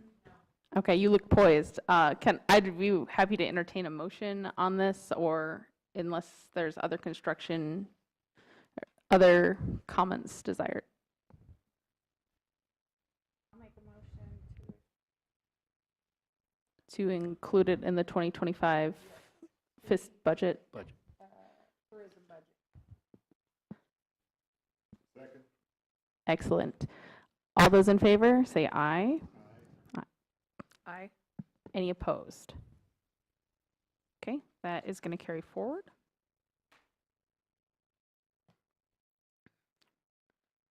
I think Joyce, Miss Wiley is up next with the historic waving cowboy sculpture. Joyce Wiley from Tourism will provide information about the waving cowboy sculpture.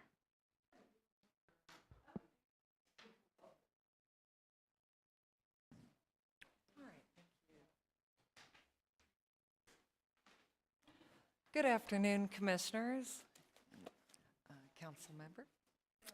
All right. So I find it kind of appropriate to be speaking about a waving cowboy around high noon. So the city of Kingman has been presented with the opportunity to acquire the iconic waving cowboy giant from the Glenn Good Big People collection. The iconic 22-foot statue, which is seen on the right, or wait, where are we? This isn't correct. That is not on the right. Okay, yes, as you've seen on the right, that is what we would like to purchase. And this was molded in 1971 from a statue a Texas fiberglass man, Mr. Good, salvaged in 1970. The Muffler Man, or the Muffler Men, like the waving cowboy, was very popular marketing giants for businesses along roadsides in the heyday of Route 66 and American car culture in the 1960s. International Fiberglass Company built these advertising muffler men until about 1972. Many have been destroyed, and those remaining rarely become available on the market. About 180 only, now exist today. The first Muffler Man was created by Bob Pruitt for an order that didn't pan out. Bob headed east on Route 66 to try to sell it. And let's see, so he headed east on Route 66, and it was purchased by the Paul Bunyan Cafe, which later became the Lumberjack Cafe. In Flagstaff. It now stands outside the J. Lawrence Walkup Sky Dome at NAU. The lumberjack. The roadside giants have become iconic landmarks, capturing the attention worldwide and adding to the allure of them by the road. So this photo is of an event that's happening. It's the 3rd annual European Route 66 Festival that's going to be held in Prague, Czech Republic this coming August. And so I've also brought a couple of other magazines where the Muffler Man are presented. I have 2 copies of the Route 66 magazine. And I have another copy for the American Journal. Yeah.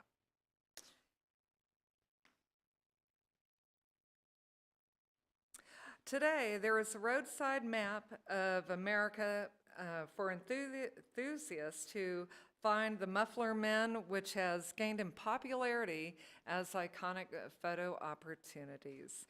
You can find the map online at roadsideamerica.com. Kingman can be a part of this map, which would draw a lot more tourists to the area. They are beloved roadside attractions across the U.S. Their presence along Route 66 adds to the nostalgic and whimsical ambiance of the historic highway. I am eager to bring this cherished sculpture, or gentle giant, to Kingman, where its story can be shared and celebrated. As I mentioned earlier, Glenn Good worked in fiberglass all his life, and he had a passion for reviving giant people.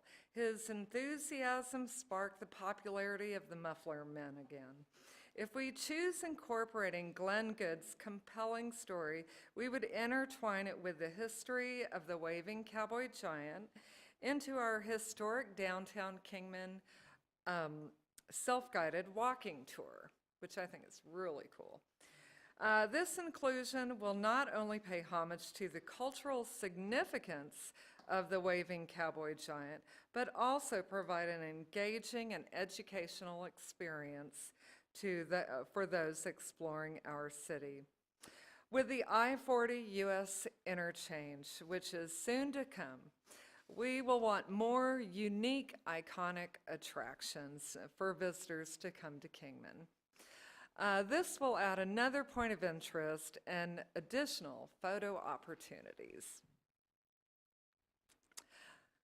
Now, how does this waving cowboy relate to Kingman? Kingman has a rich Western and ranching history. Kingman has 105 years of rodeo history. The Kingsman continues this history with the Kingsman Rodeo and the Andy Devine Days Parade. We have the Western history with Andy Devine growing up in Kingman and doing Western films too. Another option is to commission a new waving cowboy statue. There is a talented artist, Mark Klein, with Enchanted Castle Studios in Virginia. He has molds to build one from scratch. Here are two of his creations that are similar to the waving cowboy. One is in Dayton, Ohio, and the other one, holding the ice cream cone, that's in Berlin, Maryland. The waving cowboy, I feel, speaks both to Kingman's Route 66 and Western heritage. This iconic giant will not only enhance our community's cultural landscape, but will also serve as a focal point for visitors, contributing to the vibrancy and uniqueness of our city. The addition of a waving cowboy giant to our community will be a source of pride, fostering a sense of connection to the broader history of Route 66 and celebrating the legacy of this iconic roadside attraction. Does anyone have any questions that I could answer? I have a couple. Certainly. How much does this cowboy cost? Where will he be located? And I don't think he looks much like a cowboy. Really? Oh, well, the one on the right. The one with the wasn't wearing white his shirt? cowboy hat. And no he tennis does- shoes? Yeah, so I apologize. He does wear a cowboy hat. He will come with one. He's got And- tennis shoes on, yeah. Yeah, and so he's similar to this one in the end. So will he just stay the way that he is, or would you guys, would he? We would definitely paint him. Oh, okay. Yeah, we would. And there's a couple of locations that we're considering, maybe downtown to be more closer to the historic walk, maybe by Garibaldi's in that kiosk area. It seems like the police department's interested, so maybe over there, and then we could dress him as a police chief cowboy. Also Lewis Kingman Park, but That's in the floodplain. yeah, less than the floodplain. Yes, that's good. Always good. He's pretty though. tall. Yeah, he's But fiberglass and water. yeah, he is a tall glass water. That's a good text way of putting it. So yeah, he's 22 feet. So Lewis Kingman Park, that's another option. I like it that he's a cowboy because, I told you the Western history. If we went with a new creation, that would be, we could maybe recognize our train history, a train conductor, or a cowboy, So I like the idea of representing Kingman's history and teaching children, about our history in a fun way and having a photo opportunity for visitors. So the cost, so the waving cowboy would cost roughly, totally, to purchase, restore, and install $34,000 to $45,000. So to purchase and safe delivery, because it comes from Gainesville, Texas, is up to $28,000. And the fiberglass restoration and painting for the cowboy, because he was, built in 1971, that's going to be up to $4,000. And then we have the footer and the installation, which is $8,000 to $13,000. So that's why I say roughly, about $35,000 to $45,000. Now the new waving cowboy, for the approximate cost to install and purchase is $36,000 to $41,000.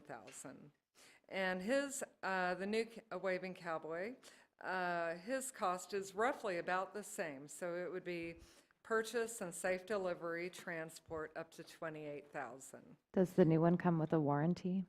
I'm kidding. Yeah, I know. We would only hope we have that in the contract. Yes, must come with a warranty.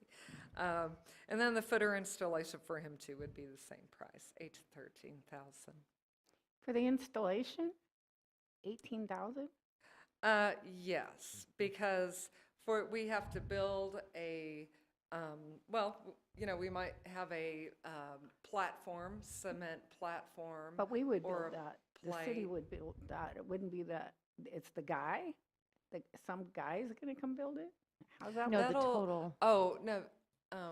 So we buy the used one, which is still in great condition. He was a major fiberglass guy. So Okay. we would bring him here, and then Legacy Iron, a local company, I know would build a Legacy. base. It would go out to bid, but Legacy's the one provide us a But ballpark that we could But it use. would be here. Yeah. It would be here, but we'd have to build something that would have Yeah, I engineering understand and, that. okay. Yeah, Yeah, footer. yeah. But you said purchase and restoration and installation in that order. So does that mean we purchase it in the as-is condition and then we pay for restoration? Yes, he does. He does have a little weather damage on his face. And so, yeah, it would need to be sanded down, gel coated. And actually, this is great, which I want to mention. I just got a call from TR Collision Center.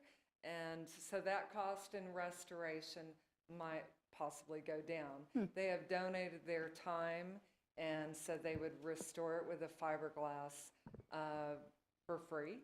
And they spoke to That's what I'm PBS. thinking. Yeah, and they spoke to another company that wants to donate the paint. So that is terrific that we're getting support from the community. So what I know is that if you put it on 66 anything, they will stop and take a picture. I tested that out, and we put up a very large piece of flagstone, and somebody put it was nothing, but it looked like it might be a pictograph or something. And we just watch them stop and take pictures every single day.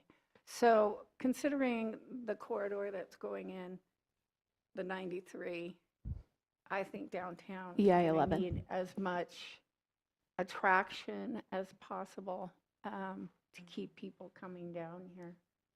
So it was at 20,000 and 18 and 28. Why is it 28,000? She gave you the total cost of the project, because that was one of the Right. items that was asked for Yeah. by council, because they came with the purchase price without all of the other numbers when it was presented to council a few weeks ago. Yes. What is I think having an old one is a cool idea, or the antique, the history there, because the whole historical downtown, or Kingman in general. What would be the reasoning to go with a new one versus the older restored one? I don't think that's Break down the possible. pros and cons for us. We're still gathering information on the old one. We're getting a lot of different feedback from our vendors on what the restoration might look like. And so we're trying to gather as much information that we can come back to council and present them with the different options that they can come with. I think what we're really trying to get from this commission is if you see value in having a project like this, and if that's something that you do see a value, that you would make a recommendation to council that we would move forward. We're still really in the middle of gathering a lot of information, and so a lot of whether we want to have the historic one or whether we want to have the new ones can depend on really what that restoration work is like. If when we get all of the answers, this company that is possibly offering to donate their time and materials, if it's still within their scope and capability and what they're interested in doing, understanding all of the different aspects. So I think because the statue is not on site, we're still working on a lot of logistics questions between transportation companies and the entity that owns the statue currently, and how they would get that into the moving vehicles or whatever. There's a lot of questions that we're still working on. We were hoping to have this on council's agenda next week, but because there are so many questions that are still sitting out there, we were pushing that off for another month. But understanding this commission doesn't meet for 2 more months, we still wanted to bring it to you guys so you had a chance to voice your input on it as well. Yes. Josh, do you have a comment on the possible marketing of this through tourism? I do. So I think Joyce kind of alluded to it. In all of our different marketing, we're really trying to add different things that are for people to do. So she didn't open this up. This is a German publication. It's German market, advertising in Austria, Germany, Switzerland. And it has a full page spread leading into the Route 66 story that starts with one of the muffler men in Illinois. The cover of several different route magazines, and this is a magazine that is specific to Route 66. A lot of covers have a muffler man. This is that first muffler man that was in Flagstaff. Just the word of mouth, the pictures that would come out of it, people wanting to come and see this. I think as Joyce alluded to, we have that bypass that's going to be happening by around 2026. Anything we can do to get more people aware of what Kingman has, and the more we can do where it's going to market itself without us having to do a lot of paid marketing, where it's going to reach into print and video and articles, that's going to help us to market Kingman without having to pay. Would you want to put it up on Coyote Pass or near where the 11 will split off to bring people downtown? I think we're open to all sorts of ideas. One thing that we're looking at is the photo op capability of having it. I'd love to have 2, Brian. Which we might consider that in the future. And also, I like this idea of this iconic waving cowboy, because we do have the Route 66 Centennial coming up in 2026, which that will be a lot of marketing, for that. So I take it tourism is firmly behind this? Thank you.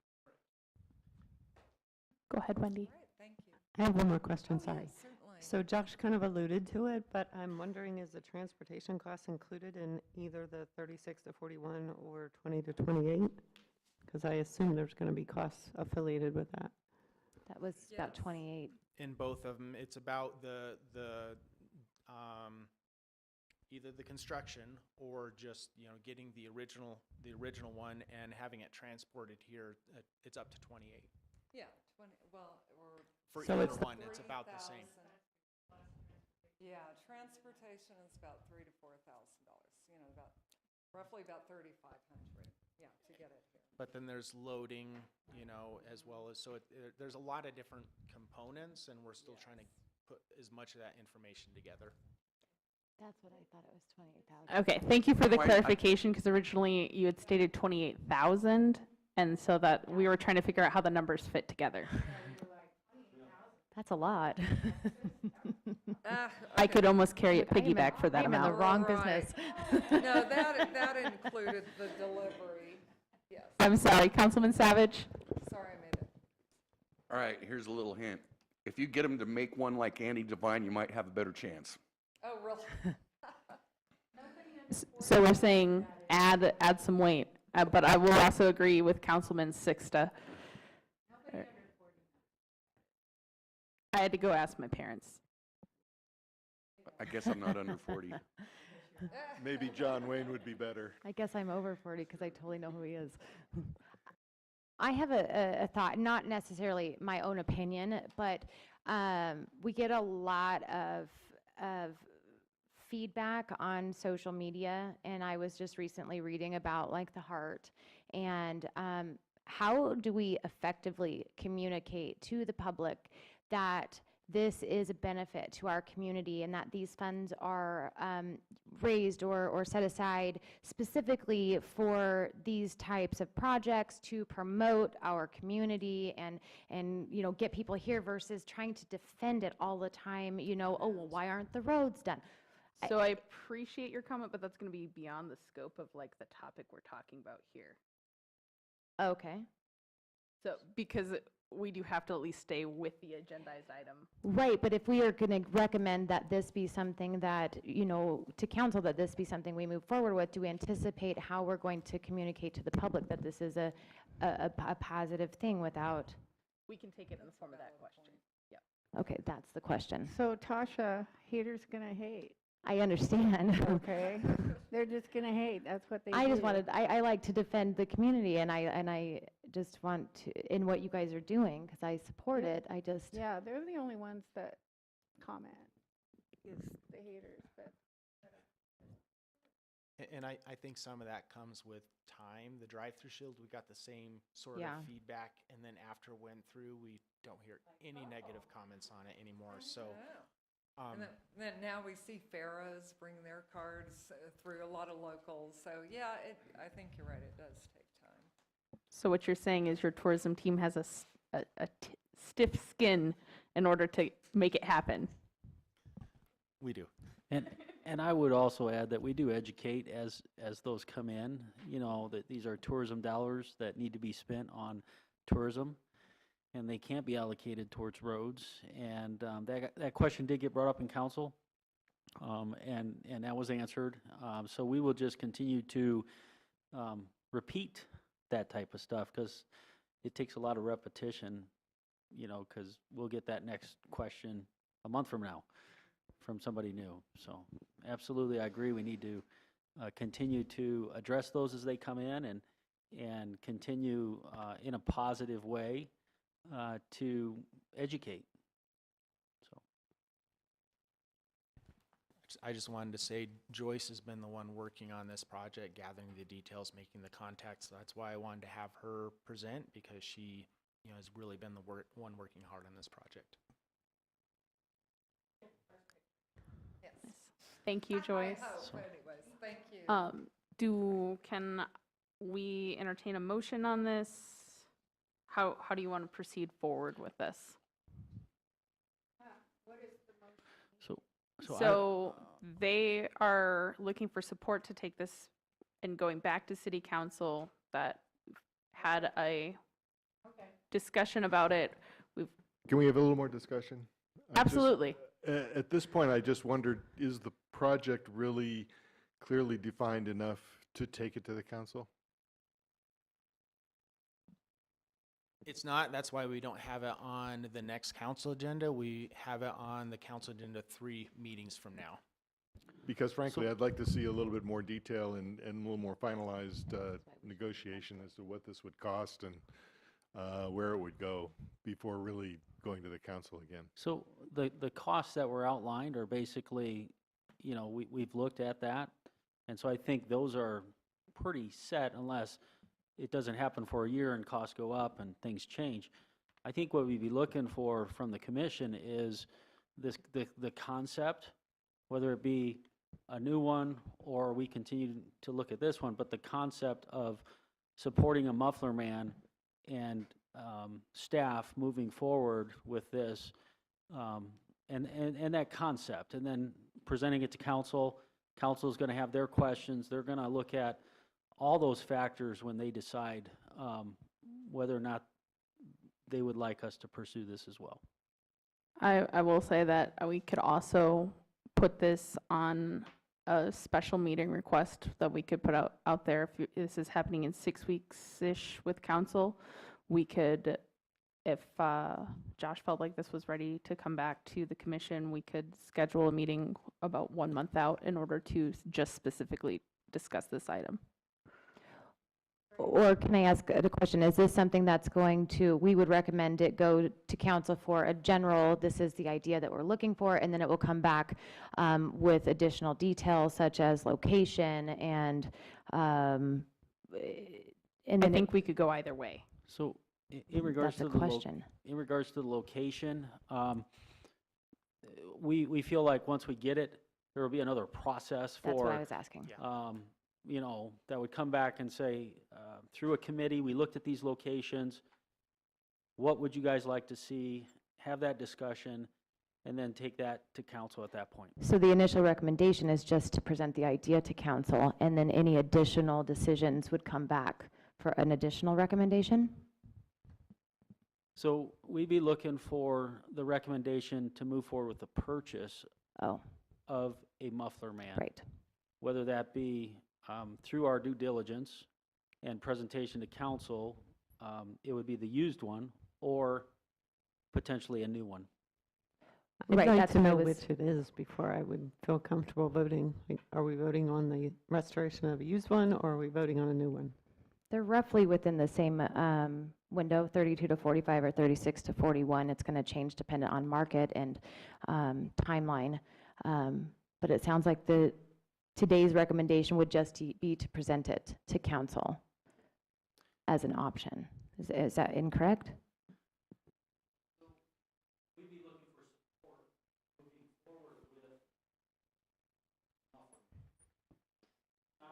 Oh.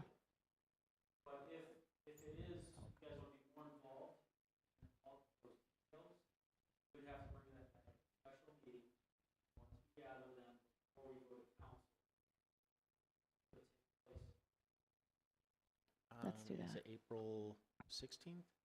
What's the second Tuesday in April?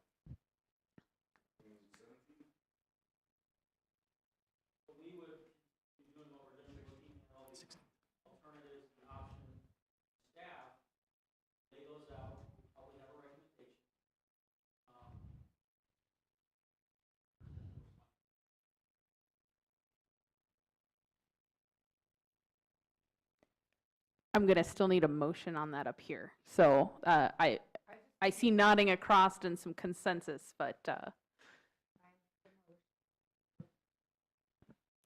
the motion? I make it a would be to motion. table? Table this discussion till the special meeting before the next. To table this discussion until a special meeting is called by this commission in order to go over the rest of the facts before it goes to council. A second. Okay. All in agreement? Aye. Aye. Any opposed?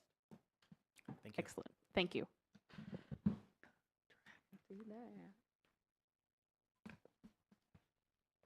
Okay, we're on the last section of new business. So I hope everybody ate lunch because lunch is going to be over by the time we're done. It's Commissioner Zimmerman, the ASU graduate project. Commissioner Zimmerman would like to discuss having an ASU graduate School of Urban Planning student research and propose a long-term 25 to 50 years vision of a growth plan for Kingman. Discussion possible action. And I believe you have an information packet for us up here.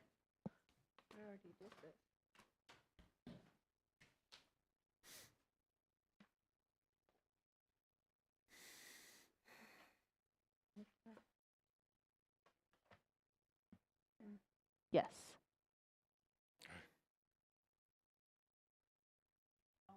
Thank you for letting me know. I hope we're not still here by that time. We'll make this pretty quick.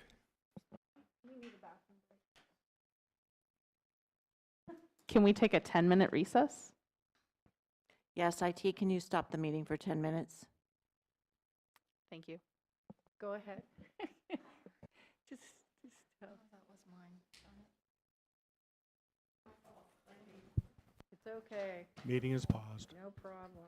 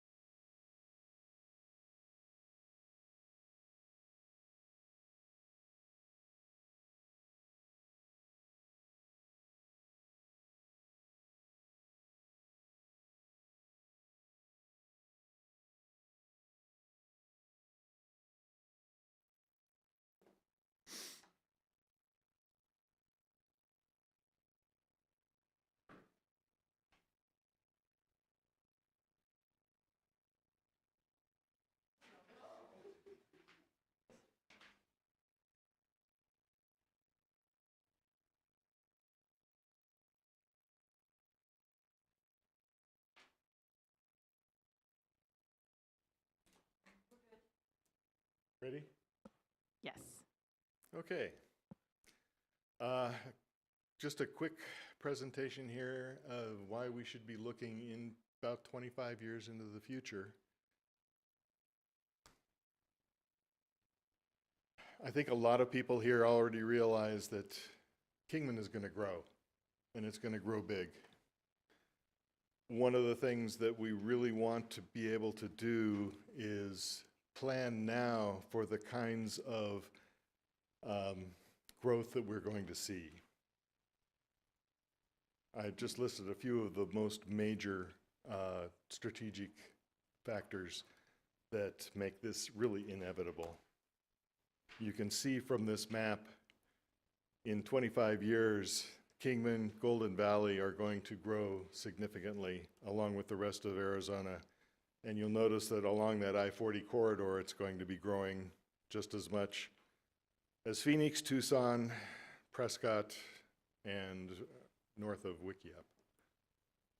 But Kingman, as we heard earlier from the ACA, it's growing like crazy. We want to have a vision rather than a plan, because we can't really decide what's going to be there in 25 years, but we can say that there's going to be a large amount of growth. So we want to start a community discussion to make sense of what that growth should look like. It can use this as a marketing tool for the city as well as the region. Right now, there's a lot of open land, and we can set aside those rights of way for transportation, for aquifer management, for floodplains.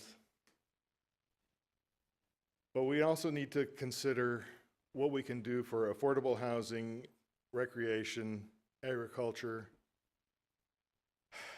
making use of the critical resources that we have. Because we do have the open space now, we can lay it out rather than just having an unmanaged sprawl. And one of the other things is we do have residents that fear that growth and change. But I have to say, the change is going to happen. For example, the conceptual plan for the about 160 acres of the Kingman Crossing, it's not exactly what's going to be there, but it gives you an idea of what can be done, and it starts a discussion as to what should be there as well. To do this, I've contacted 10 universities, the 5 top-rated in the US and the 5 top-rated in the Southwest.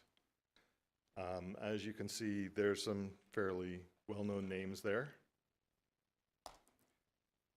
What criteria do we need? Well, I'm looking at a 25-year projection with a high focus on quality of life and to avoid urban sprawl.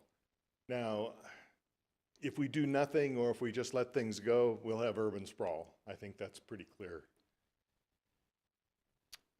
What can we do to mix the usage of the land that we have, that over 650 square miles of undeveloped land, tie it together with some mass transit, manage our resources well, recognize what the next generation and 2 generations are really looking for in the societal changes that we will see, and, of course, the costs involved.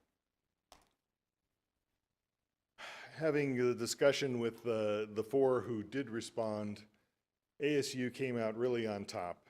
Not only the first to respond, but also the closest here. They do capstone projects every year. They were the original proposers of the Tempe Town Lake project, which has been a major economic boom to Tempe. They have also stated that their request would be for $5,000 in expenses so that they could do the site survey, do the research, do interviews with council, leading businesses, and general public. They also gave me a timeline. The delivery of the final report is June 2025. We're right on schedule to enter a discussion of the goals in March, this month, do the detailed scope definition, finalize the scope, get the students who would participate interested in this kind of a project. And let me point out that this is the kind of project that they get a lot of benefit because they'll have real-world experience working with a community and presenting some form of a vision. We get it because we have a good marketing tool. We have something to start the discussions for what this could look like, and we're looking at about an expenditure of $5,000. A urban planning consultancy would run a minimum of $30,000 and as much as $50,000. And I don't think we need to pay for another major study because we've already had quite a few over the years. What do? Well, we can submit a recommendation to the city council because they're going to have to approve the expenditure, but they also have to approve the fact that we want to plan for this for the future. We need to have a project manager, which I assume would be under the city manager. But you also need the project manager who's going to work and report to the city manager who's going to report to the city. We need to finalize this timeline, although we have a pretty good idea of what it looks like. But I'd also like to see a marketing campaign launched from the results of this so that we can, again, attract the kinds of businesses that we really want to see here to get the jobs, to get the developers interested, and really move forward with this.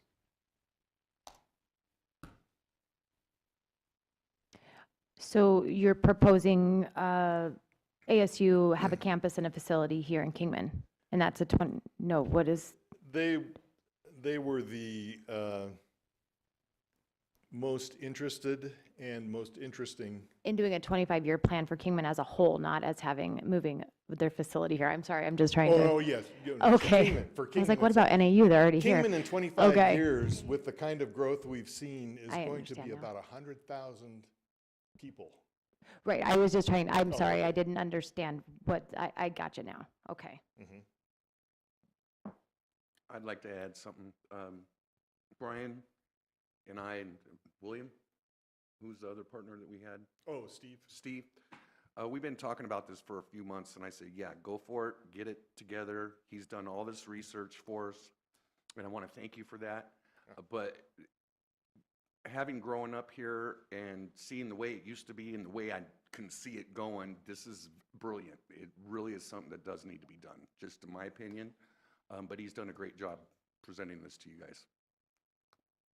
I'd like to point out that the students who would be involved in this are the people who are going to live with this in 25 years.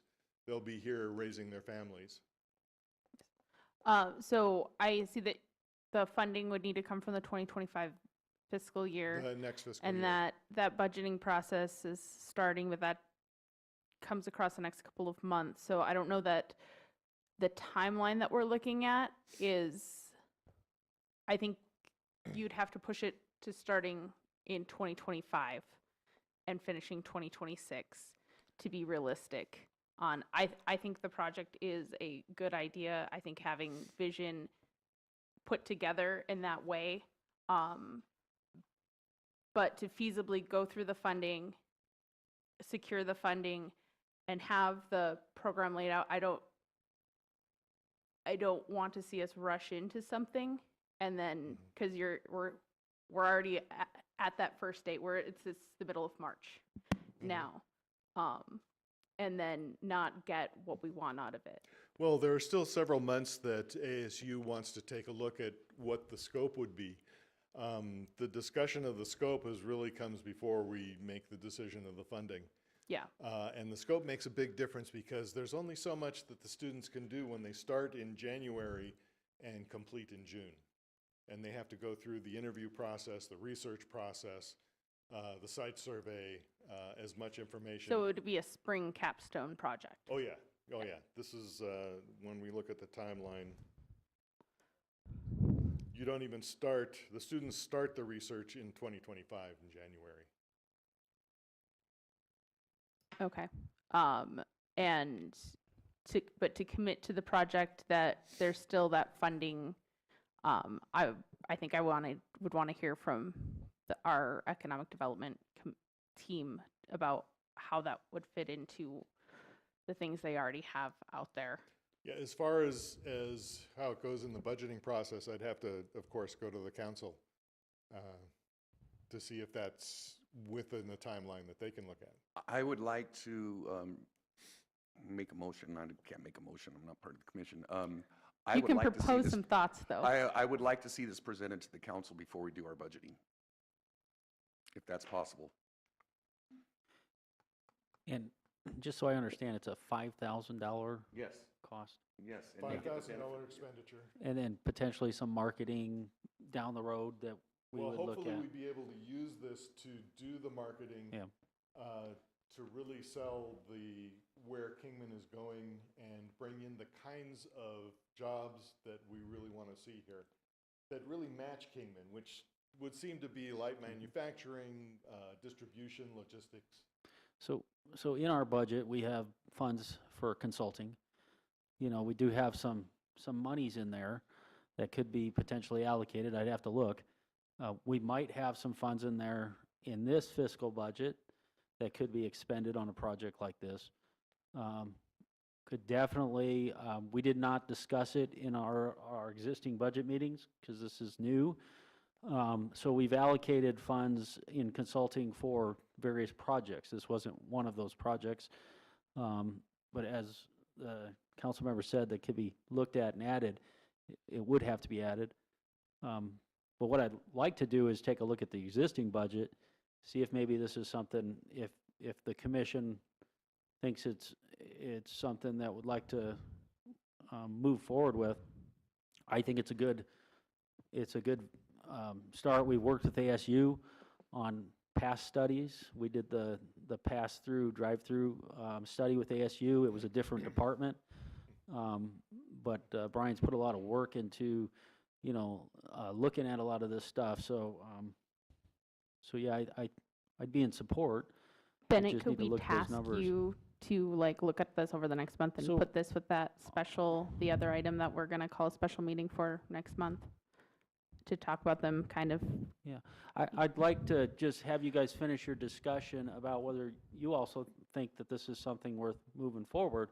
Based upon that, I think I can go back and, just work with Brian if it's within the budget, move it forward and start working on it if that's something you guys would like to do. Yeah, because prolonging it could cause the potential to lose the opportunity. Yeah, and they might start working on another project,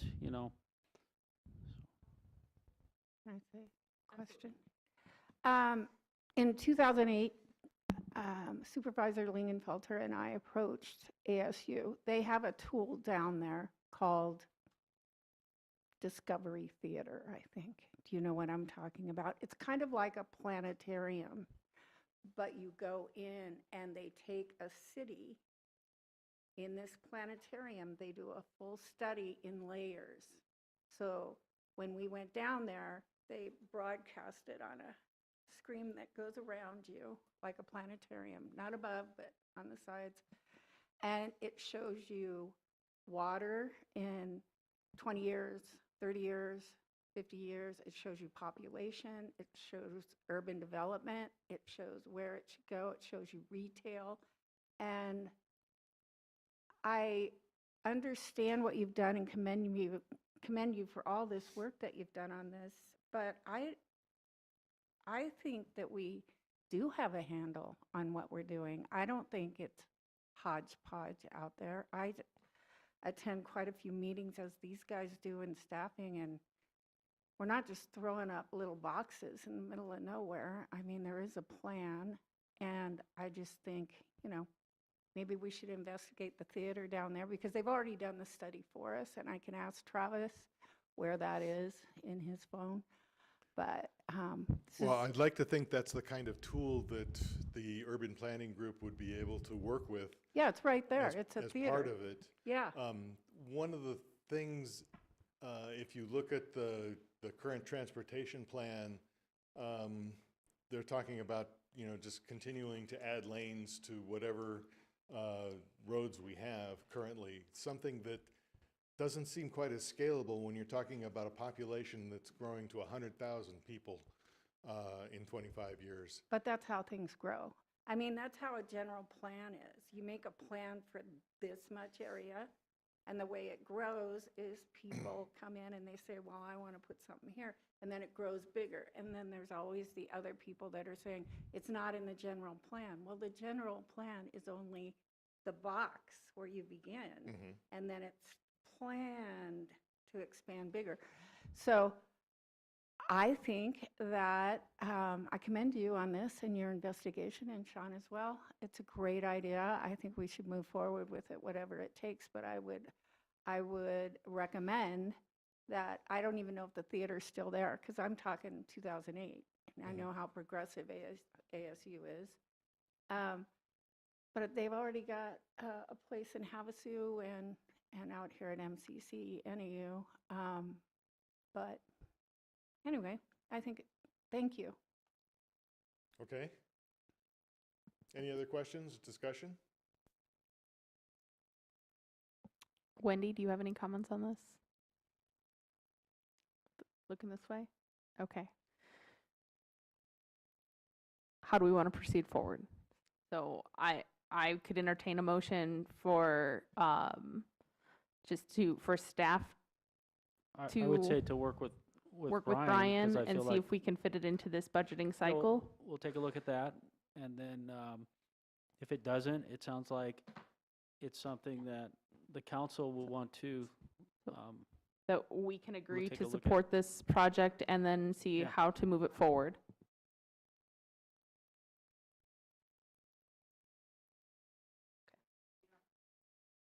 Oh, okay. I just wanted my stick back. I absolutely do. That's how it works. We can discuss, but until somebody proposes something, I can't. Motion that we push this forward, push this forward, table for now until we can get together with staff and have more discussion. We're tabling? No, I need more specific motion. Okay. Do you want to push it forward or you want to table it? I thought we were directing them to look at To work the with budget. staff? We would have to table the discussion as it is. And then, because we're going to have further discussion. No, the discussion led to the conclusion of staff taking over to see if they can fit it into this current budget. Is that for With the staff? Yeah. And if we find that it is, I'll just work with Brian, and we can send an update on that.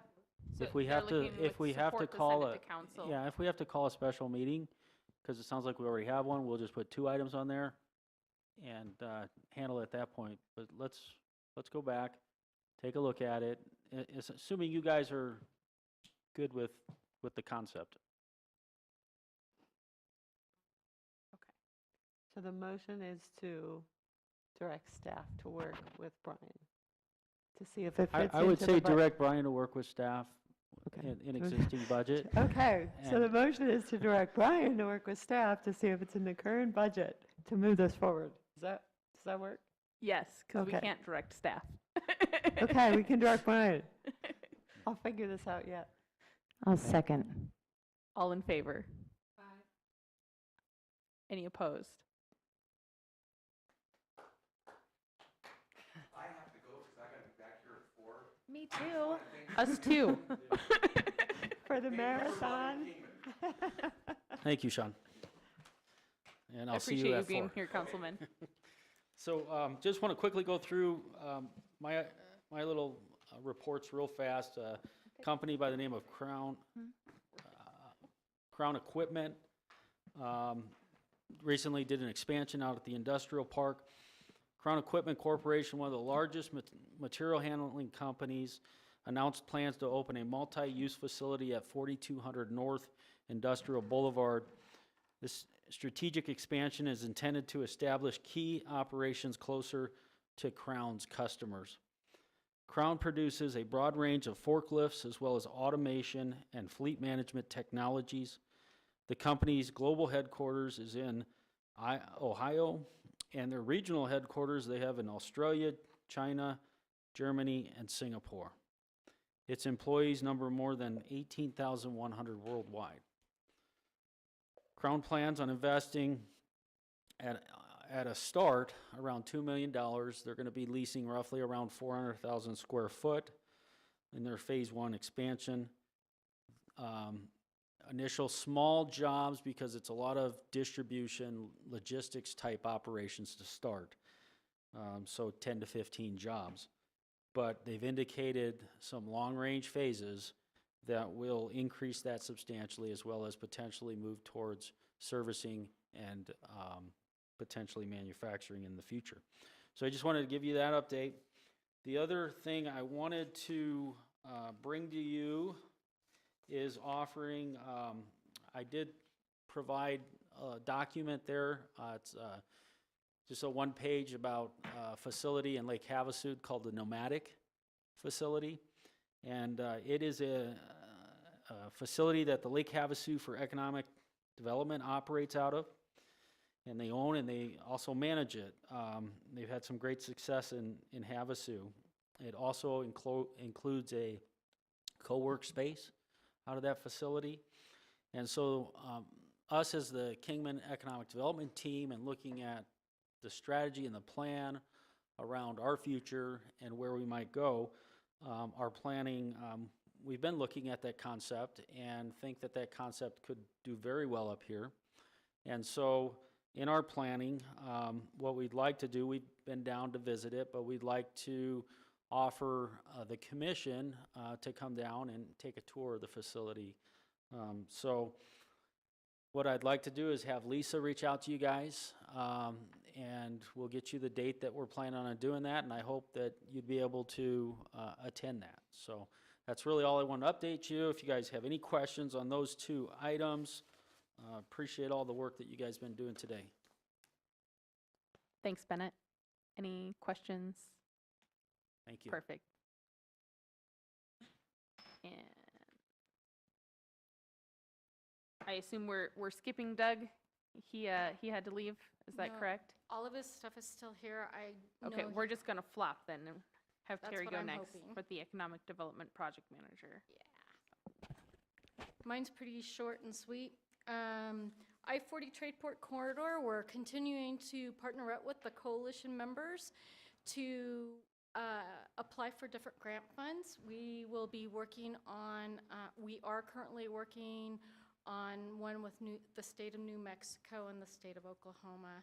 So that is, the application due date is April 1st. So we're working on that and trying to get all the letters of support that we need for it.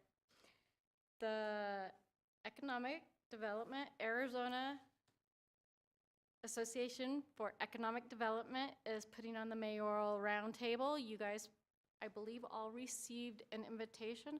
I highly encourage you to get back with Lisa if you can attend. We would love to have you here. That's May 23rd. It's going to be at Mojave Community College at the Neal campus here in Kingman. And we have Mayor Watkins from Kingman, obviously, Havasu, Bullhead, Town of Colorado City, and we believe Parker. At this point in time, he may have a conflict. And then I want to show you guys one thing here. So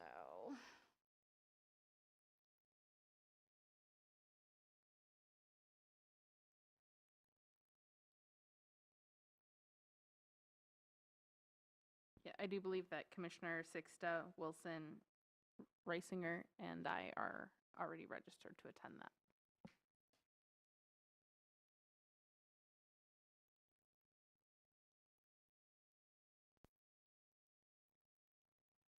So recently, we did some landscaping out at the airport terminal. The catalyst for this was that the city was focusing on beautification of all the entry points, something that was spoken about a little earlier. In addition to that, there was cleanup that was initialized throughout the city as well. we knew that Super Bowl was coming, and we had approximately 63 flights that were scheduled to land at the Kingman Municipal Airport. And so we were given directive by the interim city manager at that point to get the work completed as soon as possible to do the landscaping. So the time was of the essence. We went out to bid. We put it out there to three landscapers. We got them. We picked one, and Kingman Landscaping won the contract. So I just want to go through a couple pictures of before and after. So this is going to be pretty darn quick. So the lefts are all going to be the before, and the rights are all going to be the after. So, and kind of almost the same view, but that's our first slide. This is our second. This is our third. And what you can't see is it has little hills running through it and everything like that. You guys really need to get out to the airport cafe and take a peek at it. It turned out fabulous. It was a great team effort. Another view, and the monument that's out there, they put a rock out there so that people could sit out there and talk about what was there, so that it could be more of a resting place as well, with a special path going from the ramp over to the monument. Another view of that, they trimmed up the trees and everything, so they looked very, very nice. And that's the view coming from the cafe looking out towards the ramp. And that's my presentation. Any comments, questions?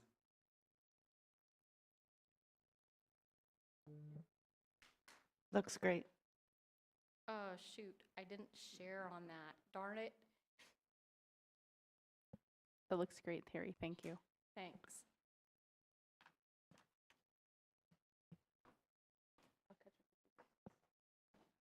Hi, Doug. Good evening, Commissioners, Chair and Vice Chair. Giving you a little bit of an update on the airport side.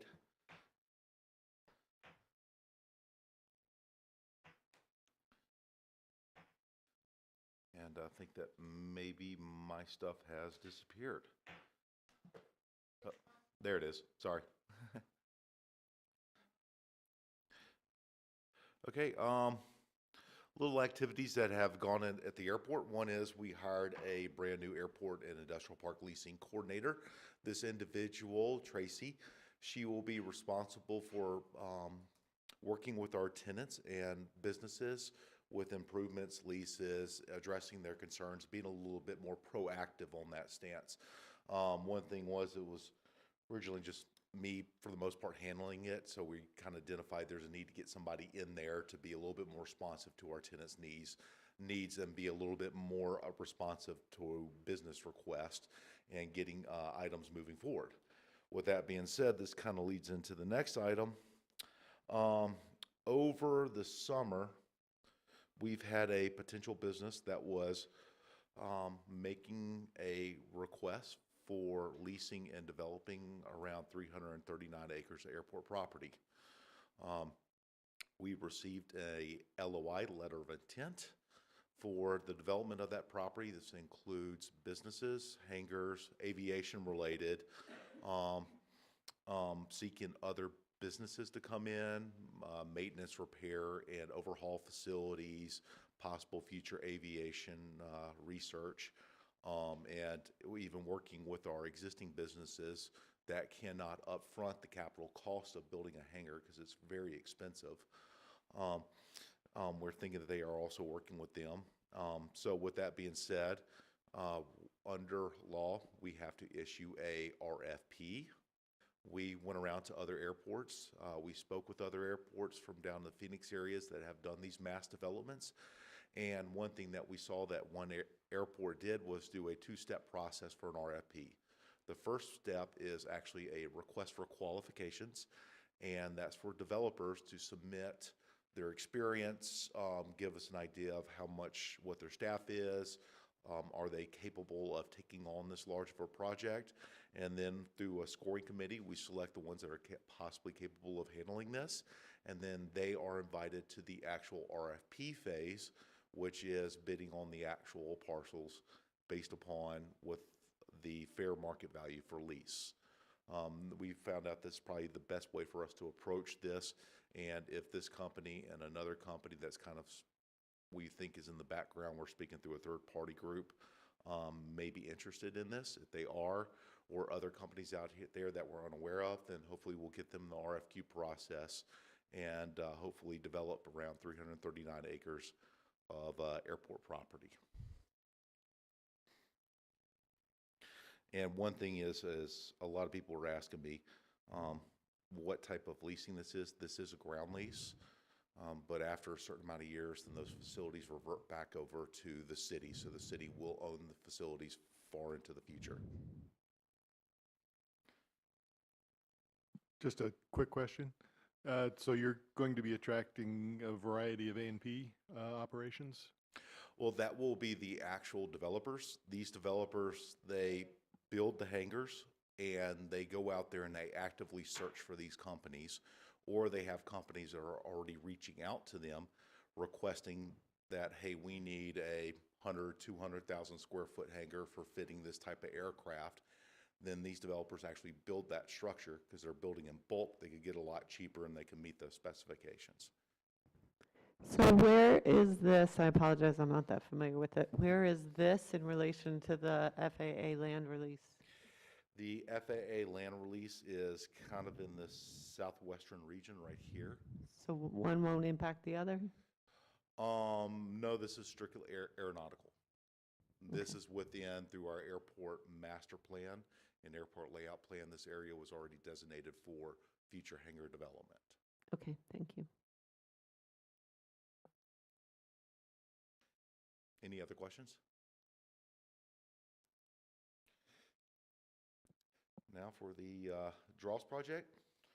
Draws project, actually I could use this map up here a little bit to outline the Draws project. This entire ramp section is the area where they buried the slag or the refuse from melting down over 5,000 B-17s. Turns out it is a hazardous waste, and turns out when it gets wet, it gets hot, and it gets stinky. It smells like ammonia all over the place. We are over 90% done with the project, with the actual excavation phase of the project. Hopefully before the end of this month, all that dross will be out from underneath the ground. They're mixing it with non-contaminated dirt that prevents it from activating and going into its, how can we say, dangerous phase. And they are sending that over to the brand new transloading rail yard located on the northern side of the industrial park, loading it there and taking it directly to a landfill that is capable of handling this in Oklahoma. That's great work. It's nice to see that project moving so quickly. And that's going to be a lot of additional space that will be attractive for future aviation businesses. For the Rancho Santa Fe, now we're rephrasing this as land use change. We had a discussion meeting with the FAA today. Back in January, the new ruling came out, so a lot of this phraseology is switching.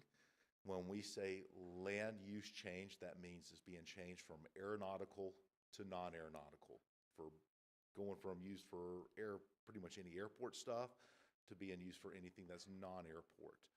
Land release is the term for once you release the land of all federal obligations, you're selling it. So it's been kind of a little bit of a change back and forth over the past month or so. And we had to speak with the FAA saying, hey, let's go ahead and standardize it to the new standards. Today, we had a meeting with the FAA.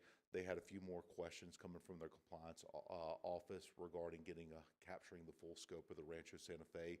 We provided them some maps, some explanations of why this road is needed to serve as a secondary access point to and from the airport and the industrial park, along with the utilities. In this case, no utilities running through this part of the project. It'll be strictly the road and drainage, and explaining what a perpetual use easement is, which a perpetual use easement is that the airport will actually own the street and the ditch, but once we go through City Council and the Mojave County Board of Supervisors, we still own it, but they maintain it. They use their HERF funds for maintaining those stretches.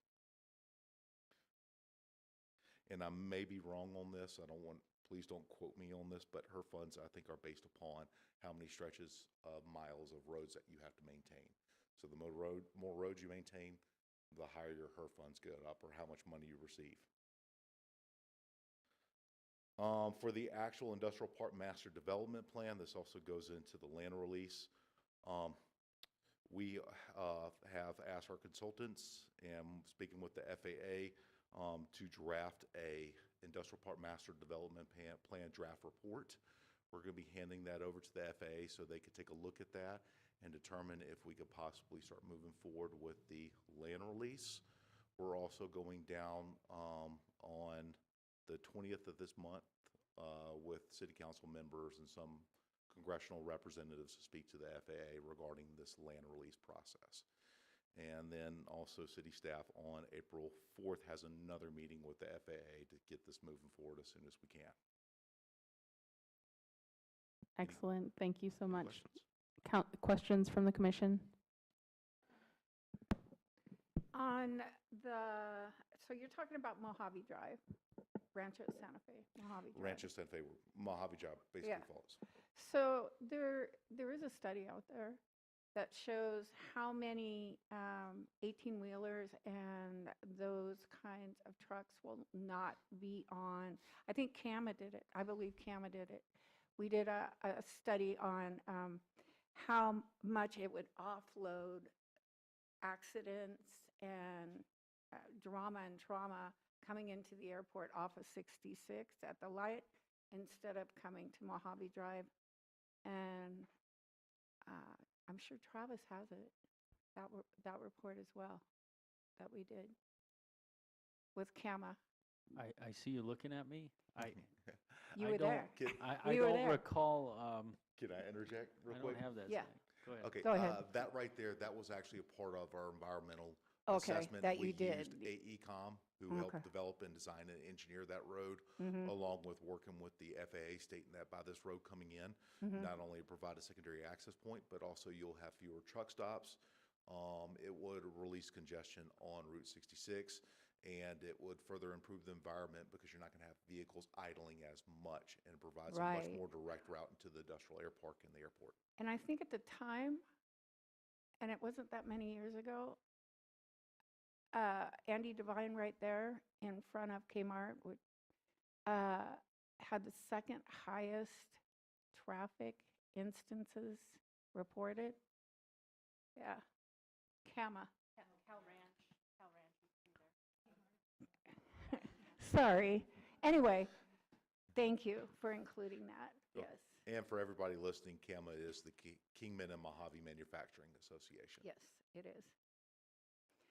Okay, that's all I had. Thank you so much. Thank you. I think we have Sylvia next. And thank you for hanging in with us through the entire meeting. No big deal. I do the same to your staff. Fair enough. They're all nodding. Good afternoon. We're hanging in there? Good, good. Here we go. Well, it's good to see everybody We got again. 15 minutes and the 15? next Or you meeting want- starts in here, so. 15? Okay, I'll do it fast pace. So my report's on retail update.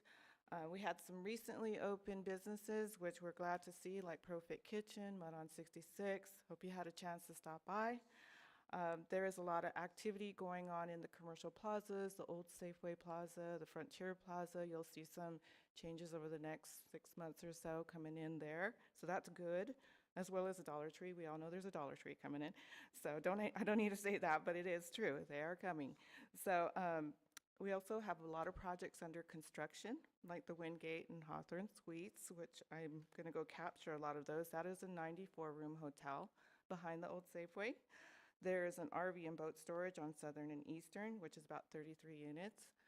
Just when you drive by there, I'm surprised nobody has asked me what is going on there, because they're doing quite a bit of the pads right now, and it's noticeable. Then there's the Northern Arizona Physical Therapy on Andy Devine, which will be in about a 15,000, it's almost 15,000 square foot building that's going on there. The motorcycle repair shop downtown, that's about 10,000 square feet. And of course, we already talked about the downtown streetscape programs. There's a lot of construction activity going on that will be positive positive future growth here. As well as that, I'm getting ready to go to a couple conferences in a couple weeks. I'm going to the multi-unit franchising conference in Las Vegas. This one is a little different than the one we go in May. This one is more focused on franchisors and franchisees. So when I go to this conference, it's a good opportunity because it's a little, it's not as large. And so I get a chance to talk with the actual companies and find out who the franchisee for the area is, because a lot of the companies we want are franchises. And in order to get them, we really need to get connected with the multi-unit franchisor who has the area. So this will be a good opportunity to go. I'll go in 2 weeks and represent us there. Then in May, there's the ICSC, which is the larger one that some of you have been to. And again, it's a similar concept, but meeting with nationwide retailers to, market Kingman. Okay, so then the other thing we're doing with the retail is we are working with Retail Coach. We are currently working on extending their contract. The things that we have done with them over the past, well, it's been since July of 23, has actually been good. It's really been good. They have made a significant impact in basically being an extension of our staff and helping with our recruiting efforts.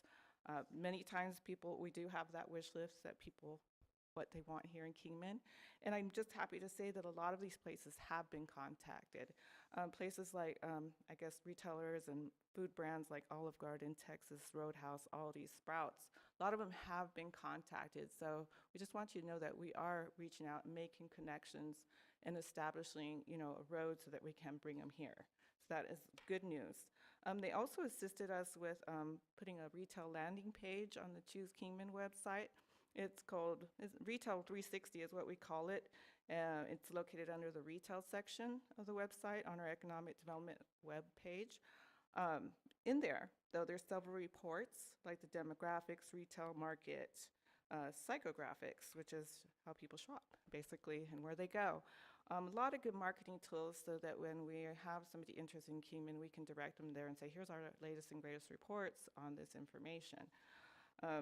Otherwise, that's probably everything I have to say about them, besides that we are trying to extend their contract as well, so we can continue the progress.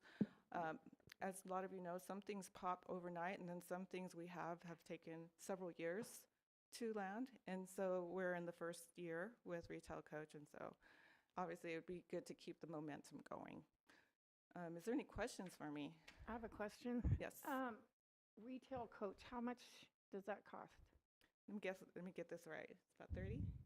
30,000? Yeah. And it's real people? It's not Real like people, yes. We talk to them often. They're actually very accessible. Do you ever talk to Vestar? Which one? Vestar? I don't. They're the biggest leasing company in Arizona. Yeah. Might like. I knew the name, but I didn't know if we used them in the past. Yeah, Sorry they about already that. have all their Yes. anchors and retail. You would just call them and say, this is what I got and this is what I need. Yeah, the reports are good and definitely great. I'm finding that they're more of an extension of our staff. They're able to attend a lot of the conferences nationwide and continue to market Kingman all over the nation, where I attend about 2 years. And then when we go to ICSC, they are with me as well, where we may have meetings and stuff. So that's another asset, is that they're able to go to a lot more conferences and put Kingman out there. As I seem to recall, pre-COVID, there was Red Robin was looking at I think it was Red Robin was looking at doing a Route 66 themed version of one of their restaurants. Has that been followed up on post-COVID? I would have to look at that, but it's very interesting. So thank you for bringing that up. I definitely would look at that and ask them. That's one of the companies that will be at the next conference, so I'll have the opportunity to talk to them. So thank you for that. Any more? Additional questions, comments? All right, thank you. Thank you so much, Sylvia. I think we're on announcements by commission members. I'm going to start over here, Wendy, and we'll go each person. Any announcements So it says limited to announcements, availability, or attendance at conference and seminars, requests for agenda items for future meetings, and requests for reports from staff. No discussion on any of these items. None. Morgan? None. Ryan? Okay, I just wanted to let everybody know that Commissioner Reisinger and I will be attending the AAED Spring Conference. And then the Mojave County Historical Society is currently soliciting volunteers. These are volunteers that help with the Route 66 Museum, the Mojave Museum of History and Art, and as well as the Benelli House. We are gearing into tourism season, and they are looking to kind of help fill their ranks. Nothing? All right, we are adjourned.